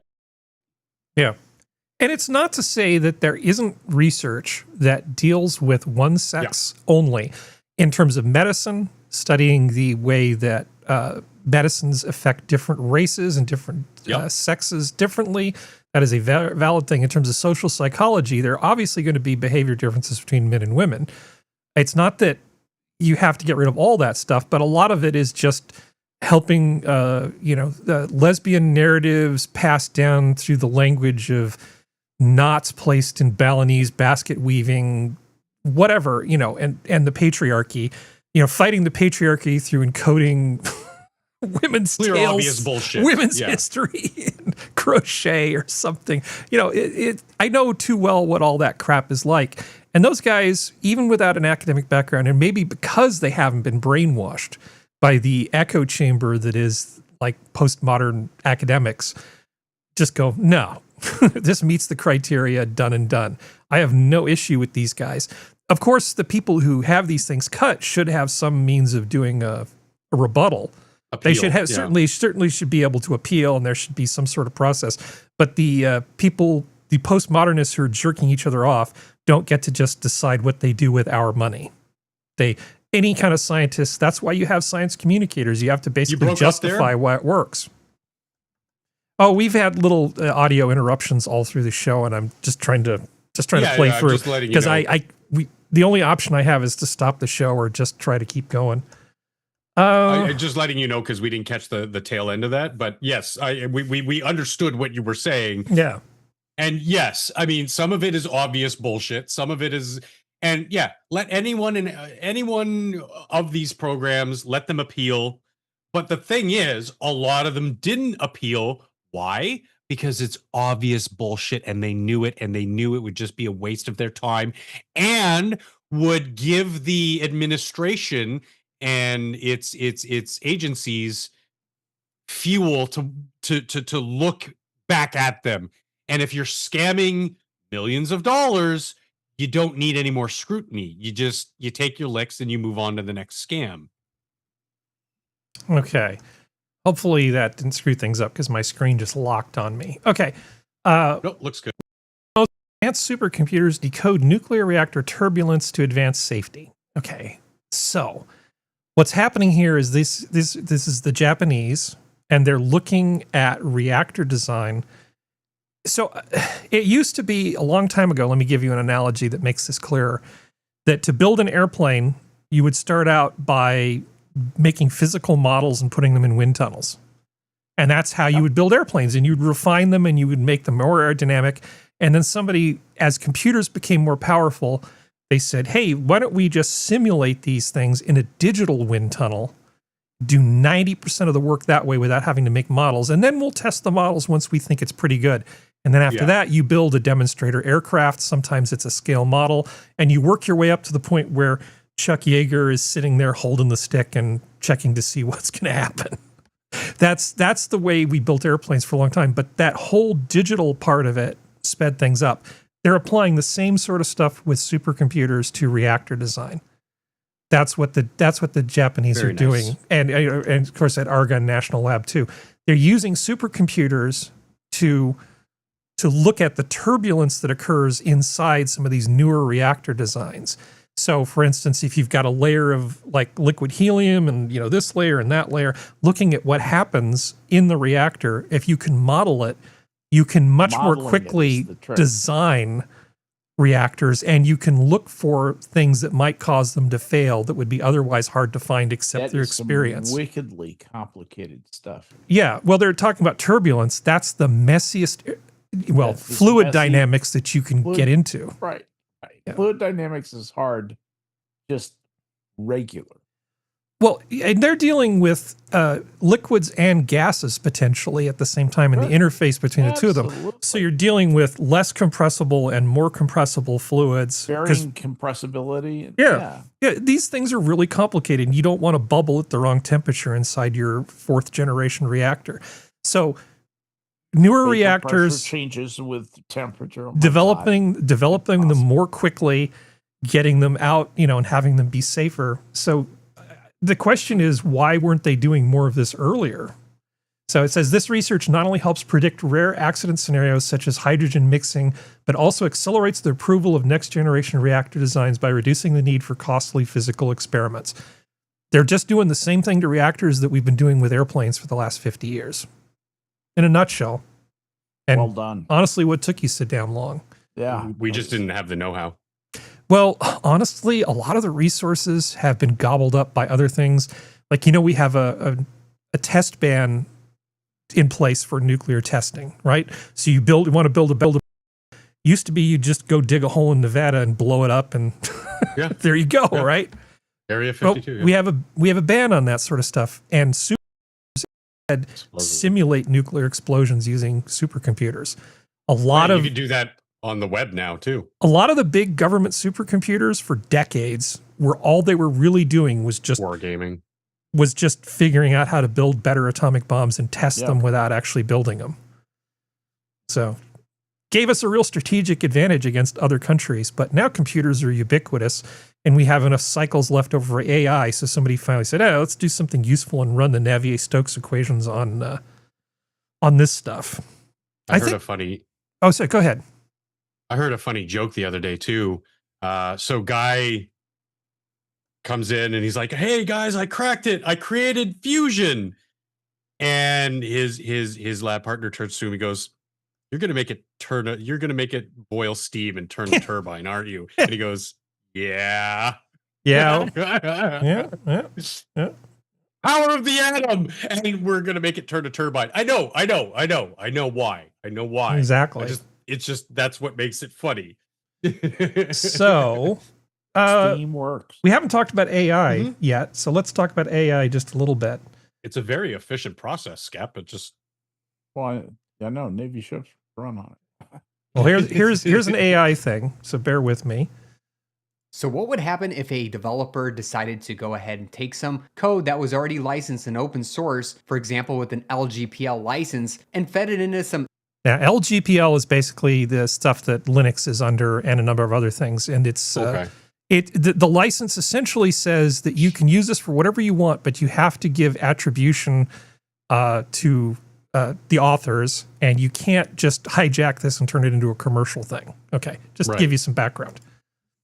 LLM or AI system to generate a new version of that code and publish it under MIT. Well, that exact debate is taking place in open source. So essentially, somebody took this package called Chardet, which is a Python package for identifying text in things, and they shoved it all into a large language model and then said, make me my own version of this using the AI, and then spit it back out, having trained it with the other guy's code, and then put a different license on it.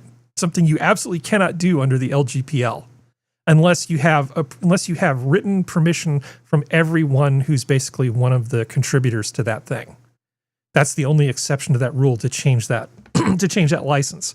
So if you basically take a copyrighted thing, let's just say copyrighted because it's easier, and then you feed it to an AI and then say, spit out the same thing to me, can you then claim that that's your work? The obvious answer is no. In fact, if you talk to 90% of programmers, they've surveyed them, 90% of programmers say absolutely not. But this is a thing that's already happened, and this is going to happen so many other times. If you want to do something like this and have it be a product that you sell to a customer, for instance, you have to do what's called a clean room implementation. You get people who are talented, who may be familiar with the code, but they don't use the code as a reference. They have to re-implement something from scratch without being encumbered by knowledge of the original thing. But AI renders this, basically complicates things considerably. Yeah. And Serenity, if she's back, which she probably isn't, but if she was back, she would tell you the same thing when it comes to the arts. Somebody creates some piece of artwork, and then AI basically learns from it and then creates some new thing. What does that mean in terms of copyright? And what consideration should be given to the original artist? Yeah. Yeah. I think the art side of thing is a little less obvious than when it comes to coding, because you can look at code from one side to the next, and I think I'm not saying it's easy. I think it's a little bit easier because you're dealing with what's the word I'm looking for, Harry? Something that's ones and zeros. It's binary. Maybe, but like hard sciencey. It's hard language. It's there. Quantitative. Thank you. Whereas something like the arts, now, if I were to feed AI to say, okay, well, using Van Gogh's style, give me a picture of Darth Vader. Now, obviously, it's ripping off the brush strokes that it can extrapolate from all of Van Gogh's collected works that it has access to, and the pictures of Darth Vader, and then it will superimpose those brush strokes into the arts. So it is transforming it, but it's stealing from the original, even though there's nothing. The beginning and the end are two very, very different things. Like you said, with the coding type thing, the only way to get that is through the clean process, where you're sitting down this team in a clean room with clean computers, and you just say, okay, ready, go, and they can, through their memory, refer to things that other code is able to do, but they still have to do it from themselves, right? There's still the author of whatever it is they're creating in front of them. Kefki's in the audience, so I'm showing pictures from Interstate Barbecue. Memphis Barbecue. Nice. I had food, and you just hi, Kefki. Distracted me with food. Everybody say hi to Kefki. I'm going to be on Kefki's show tomorrow, by the way. Are you? Oh, nice. I am. Yeah. Wow. You're going to hang out with the Ferret and Company? Hanging out with the children. Oh, and I see Assassins here. When the show first started, I saw who was in chat. We didn't have a lot of people, but it looks like our regulars are showing up, which I am grateful for. And Kefki, See you guys. One of these days I should try to crash the Sunday show too. But not this Sunday. All right. So what were we talking about before I got distracted by Kefki? So I'm not wrong, right? Like, AI. Yes. It is a little bit more obvious when it comes to something. What was that word again, Skep? Sorry, I'm being quantitative. Like code. Even though there could be some coincidental overlap from the clean process, whereas with art, it's a lot harder to track. It's a lot harder to track.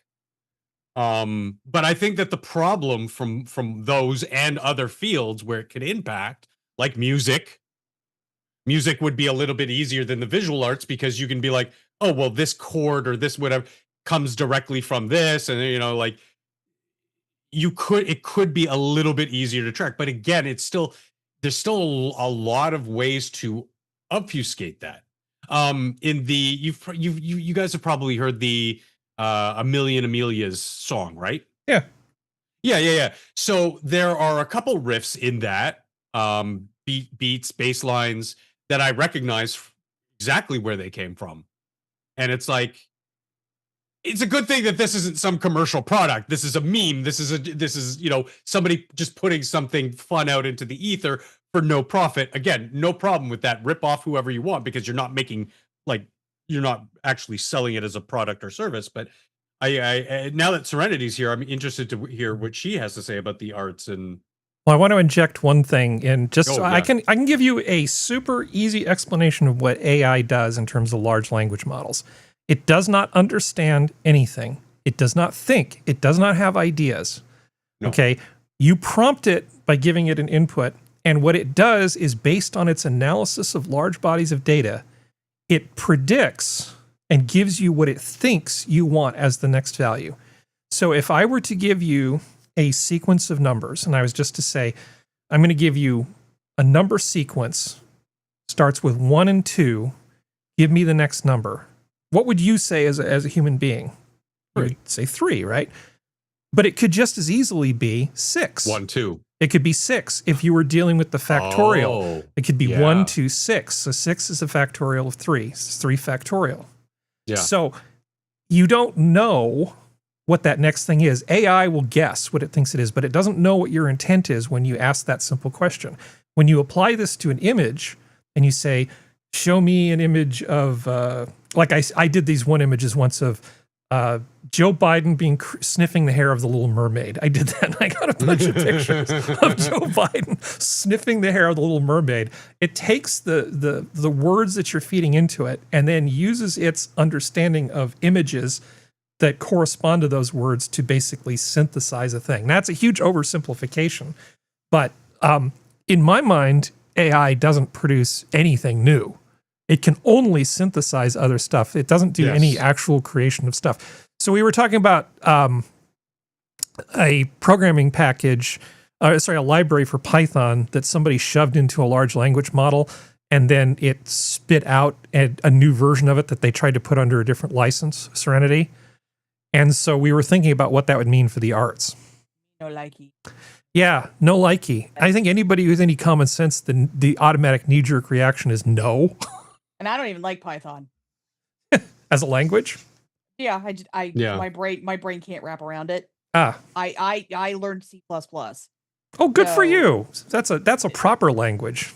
See, but that's the thing. Like, how did I not know that you learned C++?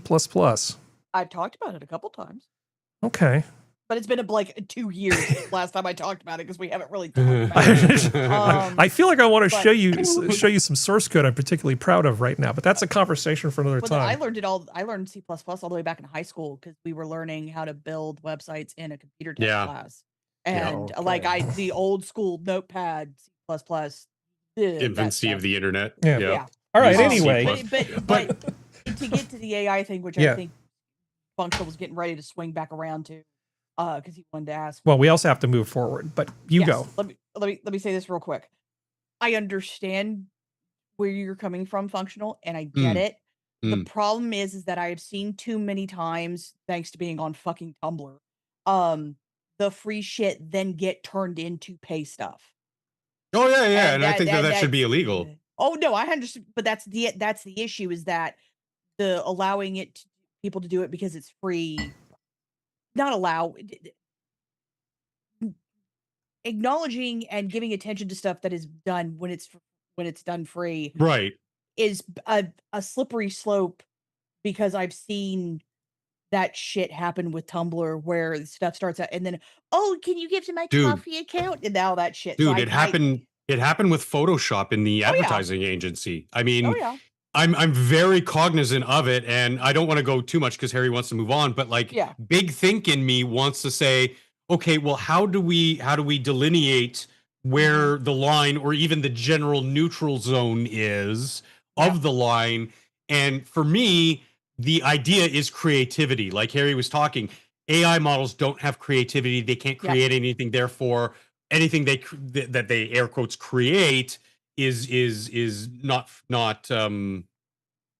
I don't want to say legal, but not protected. Yeah. Whereas the other side is like, yes, oh, there's a doggy. There's a puppy dog. Sorry. The other side of me is like, that's so hard to quantify. It's not going to be accurate enough. Hey, Pooch.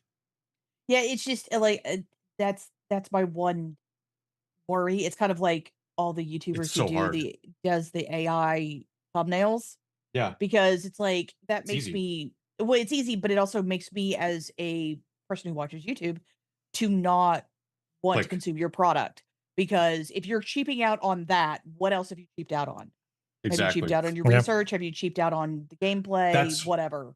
And that's why I was so hesitant at first to use. I was using Gemini. Now I'm using Grok because Grok is better. I pay for it. I paid for both. I wanted to test the waters. Yeah. To use it for my writing, because it's not like I'm feeding it prompts and telling it to write me stuff. I'm sitting here typing away, writing, putting out story, and I'm asking it to help clean it up, because sometimes I might bloviate too long on this person or this scene, and I don't want to turn into Tolkien, even though I love his work. He was a little wordy, let's be fair. At least he wasn't Michael Moorcock. My God. Have you ever read Moorcock? That dog just threw up all over my computer. Oh, no. I'm going to be leaving the stream now. Good night, Good night, everybody. Skep. Sorry. Damn it. Oh, no. I know that pain. I know that pain. I know that pain. I know that. Well. But Serenity, sometimes I'll turn from third person to first person or first person external or something like that. And that's when Grok or Gemini would have jumped in and been like, okay, well, this seems to be a problem because you're jumping. And I'm like, thank you. So to me, all it is a tool, and I'm not actually getting it to create anything. I'm basically, I'm using it as a coworker that I don't have to pay to just bounce the ideas back off and get those fresh, air quotes, eyes on it. And that's where I think that, is the ethical spot. But like you, I'll see the AI slop title cards, or I'll click on them. And sure, you get 1%. But I still feel bad about consuming some of it because, like I said with the song "A Million Amelias," other music I've heard. Oh well, that's a Deep Purple bass line. Like, come on, guys, you can't do this. Yep. All right, so we're good on the AI thing, because it's not like AI is going anywhere. This is not going to be the last time we're ever going to have this conversation. No, but I appreciate your patience. No, it's fine. Been chomping at the bit to talk about some of this AI stuff. And What's weird is going into this show, because I've had a really busy week. Yeah. Creating tax returns from scratch, doing like forensic accounting, trying to basically reverse engineer an entire year's worth of tax returns. That was the suck. I'm so fried. Plus contracting documentation. I had to submit 17 different documents for this new contract I'm working on. 17 separate items I had to do in terms of documentation. It's such a pain. Yeah. I'm so fried. I'm so glad I had a pretty restful day. This is the second year I've had to file as a small business. Yeah. And I'm sure it's very efficient. Why did I ever do this to myself? Well, they're really trying to punish you for being ambitious. For being productive, yeah. So, in terms of being afraid, here's a great example of why you should not trust a lot of tech stuff. Chrome extension turns malicious after ownership transfer, enabling code injection and data theft. Great. You're using Chrome, you've got an extension.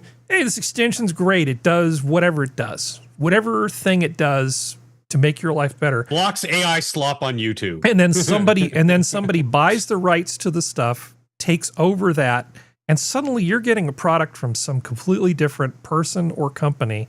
And in this case, they took something that you said, oh, I trust, the foobar Chrome extension. And then suddenly foobar is spying on your shit. Yeah. And you just get the updates because you said, go ahead and update it. This is one of the vulnerabilities with this system, that things like this can happen. So that's why I use specific browsers for specific things. Like I only use the really shitty Apple browser for my financial stuff, and I don't use it for anything else. So the only thing that has and I don't have any extensions loaded or anything. So for the stuff that really matters, I have to kind of keep it isolated from these things. You cannot be paranoid enough about some of these fantastic extensions that give you so much stuff because you don't know what they're going to do to you. Go, Serenity. I think you wanted to say something. Well, it's like, it's the whole fact of like people who use the browser-based VPN stuff. Mm-hmm. Like, part of the reason why Ticketmaster has a hard time going after the nefarious actors who bump up the scalpers, has a hard time going after the scalpers to keep ticket prices low, is because what a lot of the web browser-based VPNs, in that little terms of agreement that you click on, it says that they can basically use your IP as a routing mechanism in a weird way to kind of. So like Tor. Yeah. Except they sneak you into it rather than. Yeah. Well, they get you. Well, what they do is they sell that info to scalper companies, other companies, and they can be scalper companies, and they use that IP info to get around the blocks that ticket companies and stuff like that, like Ticketmaster, do to try to stop scalpers from doing stuff. And that's the reason why I'm very paranoid about like the plugin, like VPN stuff. I'm even paranoid about Brave's VPN stuff. And that's the reason why I'm paranoid about it, because that stuff basically lets you end run around other stuff. It's happened several times with Steam. I think altogether in the last 5 years, they've only caught 10 programs on Steam, but I guarantee you it's more than that.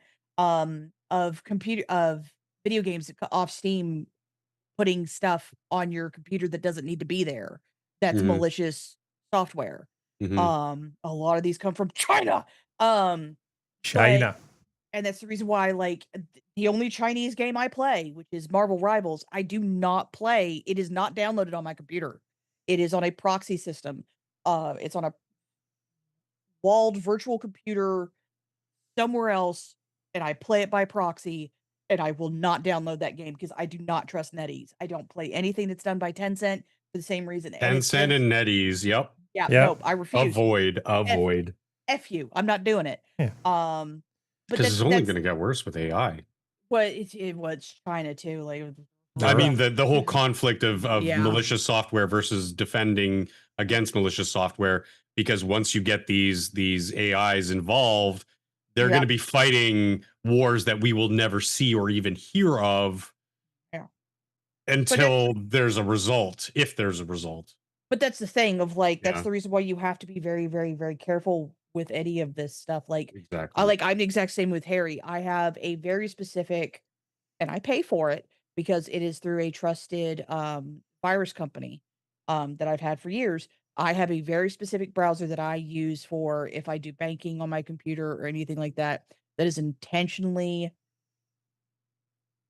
like curtained off to a separate port where I have to manually type all the passwords in, everything, like, for that purpose, because I trust nothing. Do you like this? Do you like this headline here? I wasn't going to show this until next week, but Ukrainian drones to receive Shield AI's cutting-edge HiveMind autonomy system. I don't even like that headline. Plus, these also are like really penisy looking things. They're coming after you. They're gonna go fuck you good. That's right. I don't like any part of this article. I know we could get into the details of it, but HiveMind, autonomy, AI, and drone. It's like, oh God, I think I saw a movie about this. Are you trying to create Skynet? Because this is how you get Skynet. This is exactly how you get Skynet. This is how you get Judgment Day. Why don't we make it solar powered too? Yeah. Unless Fuck's it is sake. Edie, I don't want it. That is the only AI I will accept is Edie. Tay was pretty good. Microsoft Data. Tay. Data. Didn't it take Microsoft Tay one day to turn into a It political takes extremist? most of them a one day. Yeah. Like, that's just how it is. Yeah. Well, let's do a palate cleanser too, just to round things out. It's always one extreme, right? Serenity. It either turns out really fucking good or really fucking bad. There's no Okay. happy median. So here's one for you. Okay. The book I read is called 1984. It's about a guy who thinks the government is lying to him. Spoiler, he's right. There are cameras everywhere. Reading Rainbow. There you go. That's I like that one. So did you see the whole thing with the McDonald's CEO and the big arch burger? Yeah. Okay. So The new McDonald's burger has war. come out with a new $12 hamburger, Serenity. And so the CEO of We've had it McDonald's for a while. I don't know if you would have had it. decided that it would be a good idea for him to be involved in like promoting this thing. So it He's went trying to be the guy from Bush Bakes Beans is what he's trying to be. so it went Trying to be kind of Jay like Bush. this. Chris K here with, you've heard about it. Here it is. This The is one big of those arch. Zucker bots. This I've is heard something so that we much have about. tested already in Portugal, Germany, Canada. I love this product. It is so good. I'm going to do a tasting right now, My but I'm Yeah, notice he's not calling it food. He's not calling it a burger. He's referring to it as product. This is very clinical way of talking about something you're trying to convince somebody to eat. going to eat this for my lunch, just so you know. Soylent Here we Arch go. is people? First, holy cow. God, that is a big burger. We've got a very unique kind of... Okay, a big burger. There used to be this place, there was this mall in Cupertino that I would go to, and they had this Buster's, and it was sort of a retro burger place, kind of with a 1950s sort of vibe to it. And you could get a 3/4 pound hamburger there with like a huge plate of fries. I mean, and they would bring this thing out. It was one of those burgers that had like a steak knife shoved into the top of it. Well, yeah. That's a burger. That's a big burger. 3/4 pound. Not two of these McDonald's patties. But anyway, he's trying to ham it up and he's doing a poor job. sesame poppy sort of bun on it. We've got 2 quarter-pound patties, a delicious big arch sauce, and of course some lettuce. So, there's so much going on with he's this. very excited. First of all, let's try to get this thing. Like I don't even crispy know how to onions and attack pickle it. on See, it, it's so huge compared to his CEO hands.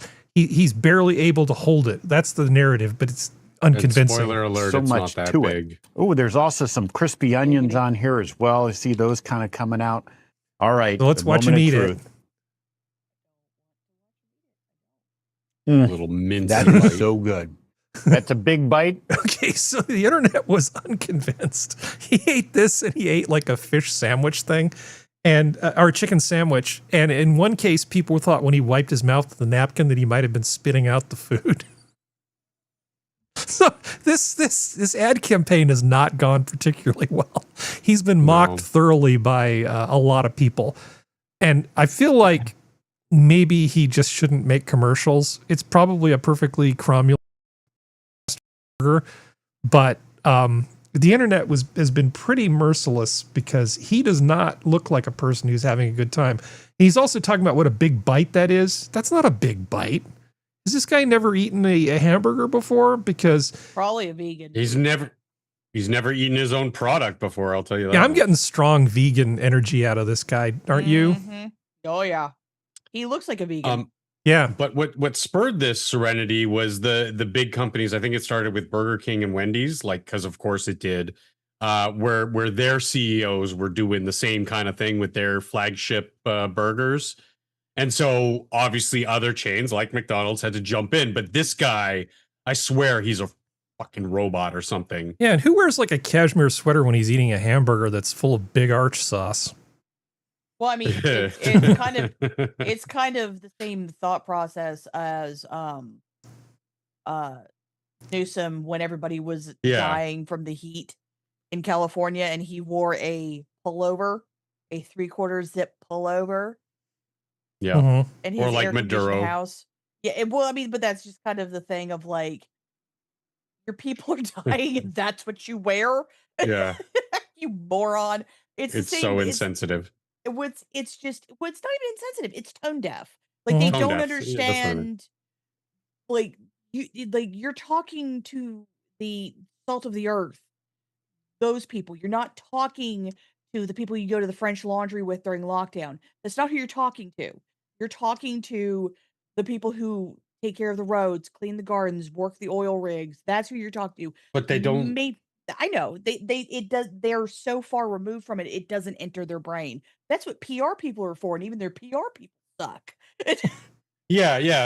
I know you know what I was going to say, but I mean that you can. My point was going to be that you can tell that was the direction they were going, and he is a perfect reflection of the direction that McDonald's has been going the last 3 decades by just looking at the McDonald's. They're sterile, they're gray. Lots of online commentators have been talking about this over the years. It's just like you go into a McDonald's, it doesn't feel like a McDonald's. It feels like something out of like a sterilized, futuristic,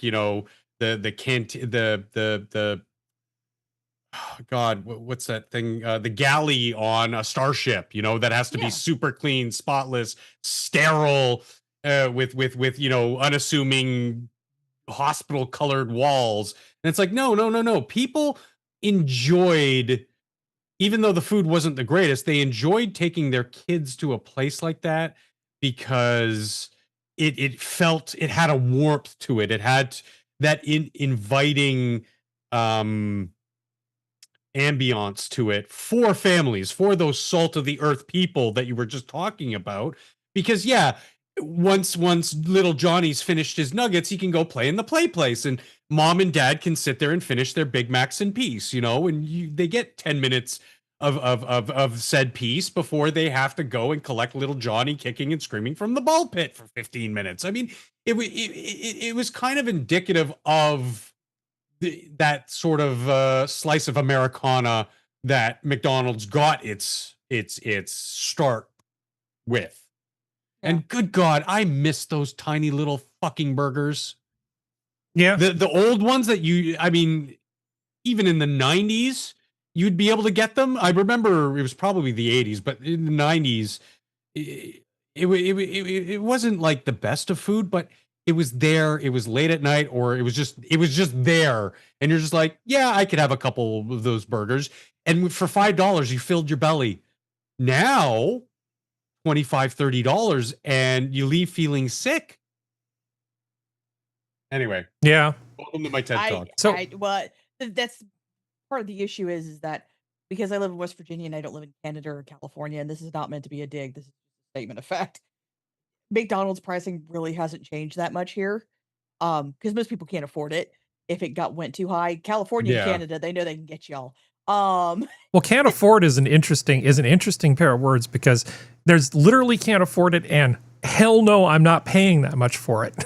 And even though I can afford to eat at McDonald's occasionally, I'm not going to, because the quality's not there. I was going to hold this until next week when Skep came back, but there's a Michelin star chef from my area, sort of like a fast casual high quality food thing. He has like a farm on the coast where he does a lot of his own stuff. A lot of the stuff is vegetarian.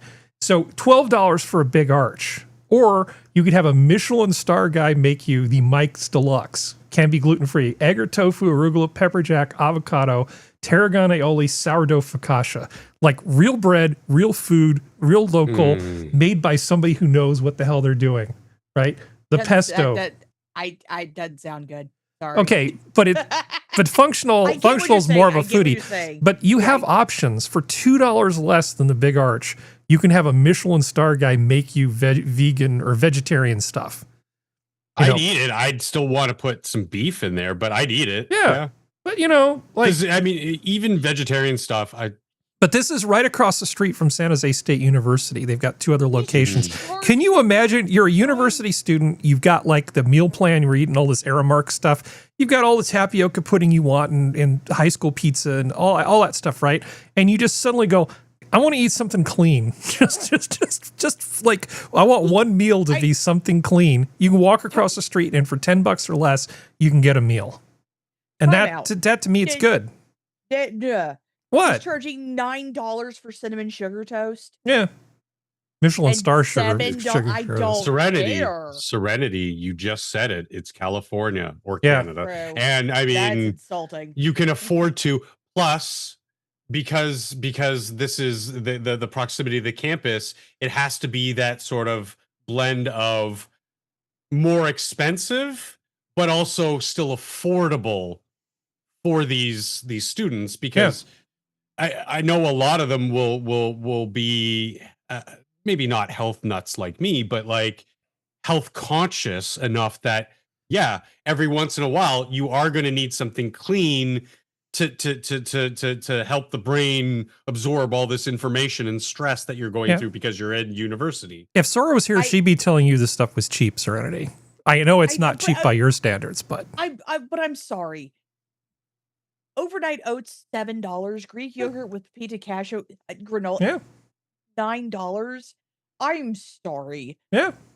No. It's the same price I'd get it at the market, and it wouldn't be as good. I can tell you that much. Dude would be laughed but it's West Virginia, which is a very big difference. I understand that. But this is just like chilled avocados.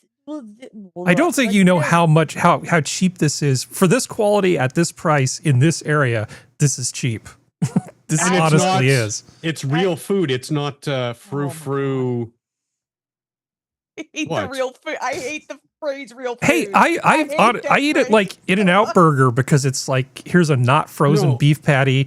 Here's lettuce, tomatoes, and stuff. So I'm not an elitist at all. A plum swimming in perfume served in a man's hat, kind of frou-frou, up its own ass, kind of. That's what I mean by not real food. I don't want like isomalt domes with flavored smoke in them over the top of a single scallop. The lobster roll, that is decently priced. That is actually decently priced. I will agree with that one. Yeah. How much is it? $12. Okay, that's what we had it at the restaurant 8 years ago. Yeah. No, like the lobster roll, I agree with. That's the price. The point being that a Big Arch is $2 more than this, and that's really not great value. Food won't even eat that. You can get a double from In-N-Out Burger for half that price. It's a way better burger.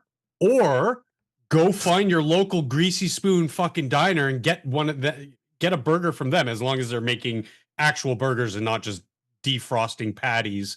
And for what, $8-9, you'll get a delicious, juicy, greasy burger with probably whatever fixins you want. Diners are, people seem to have forgotten, diners are kind of like the backbone of the history of this continent. And they still will today give you some good food for not a lot of money. You don't always need to go to some sort of franchise or something. Some tire guys, as Assassin says, his little pop up. But no, I'm sure that food is, dude, Harry. I mean, you don't just get a Michelin star because you're one of those frou-frou guys. Michelin doesn't not like those people. They like their real food people. Mm-hmm. And if you've ever seen what was that movie with Ralph Fiennes and Anya Taylor-Joy? The one I've only seen through clips. I think most people. Oh, you haven't seen it? It's Menu. It's so good. It's so good. It's so self-aware. And the central premise of it is she just wanted real food. She gets Ralph Fiennes' character, the frou-frou chef, to make her a burger.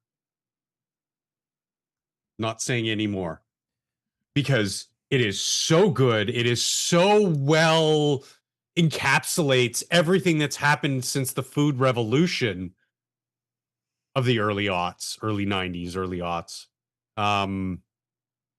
into just a simple and fun movie. You don't just have to be a foodie. I'm surprised you haven't seen it, Harry, because Well, I haven't. Well, it's a lot of things I haven't seen, but you know the chef reactions guy that I've shown a bunch of times. Yeah, watch him. You all know the how time. he'll watch something and say things about it like, it's terrible, and then he'll say, but 3 out of 10, I'd eat it. I try it. Yeah. That's pretty much the way I am with hamburgers. I love a good hamburger. The loosey juicy, the stuffed burgers, smash burgers. Because dude, cheap like I burgers, said, as long as it's burgers. real food, it's not just reheated. Even a bad burger is kind of okay. If you put wilted shredded iceberg lettuce on it with really bad sauce, I'm going to get pissed off. But yeah, but that's as long as the bread's decent and the toppings are decent, I'm so not fussy about. I could a lot of probably stuff. make you a burger using like 6 different ingredients, and you'd be like, "This is incredible." Yeah, you don't need a lot to make it good, as long as your ingredients are good. You Like, can obviously ground, and if you have a good ground, cook it, season it well. The rest will fall into place as long as it's making real burgers food. out of Kobe beef seems like a waste to me. Honestly, I've never really understood but I'd it. Still eat the fuck out of it. I like taking like brisket and ribeye type meat or decent tops around. Just a few decent things, but throw some brisket in. Do your own grind. Make it yourself. 1/3 of a pound burger, on a decent roll with like fresh lettuce and fresh tomato. I'm totally happy. I don't even need cheese, but I'll eat it with cheese. Add a little bit of pork for some juiciness. Yeah, I don't care. I'm a total whore when it comes to hamburgers. But yeah, a burger is a great food.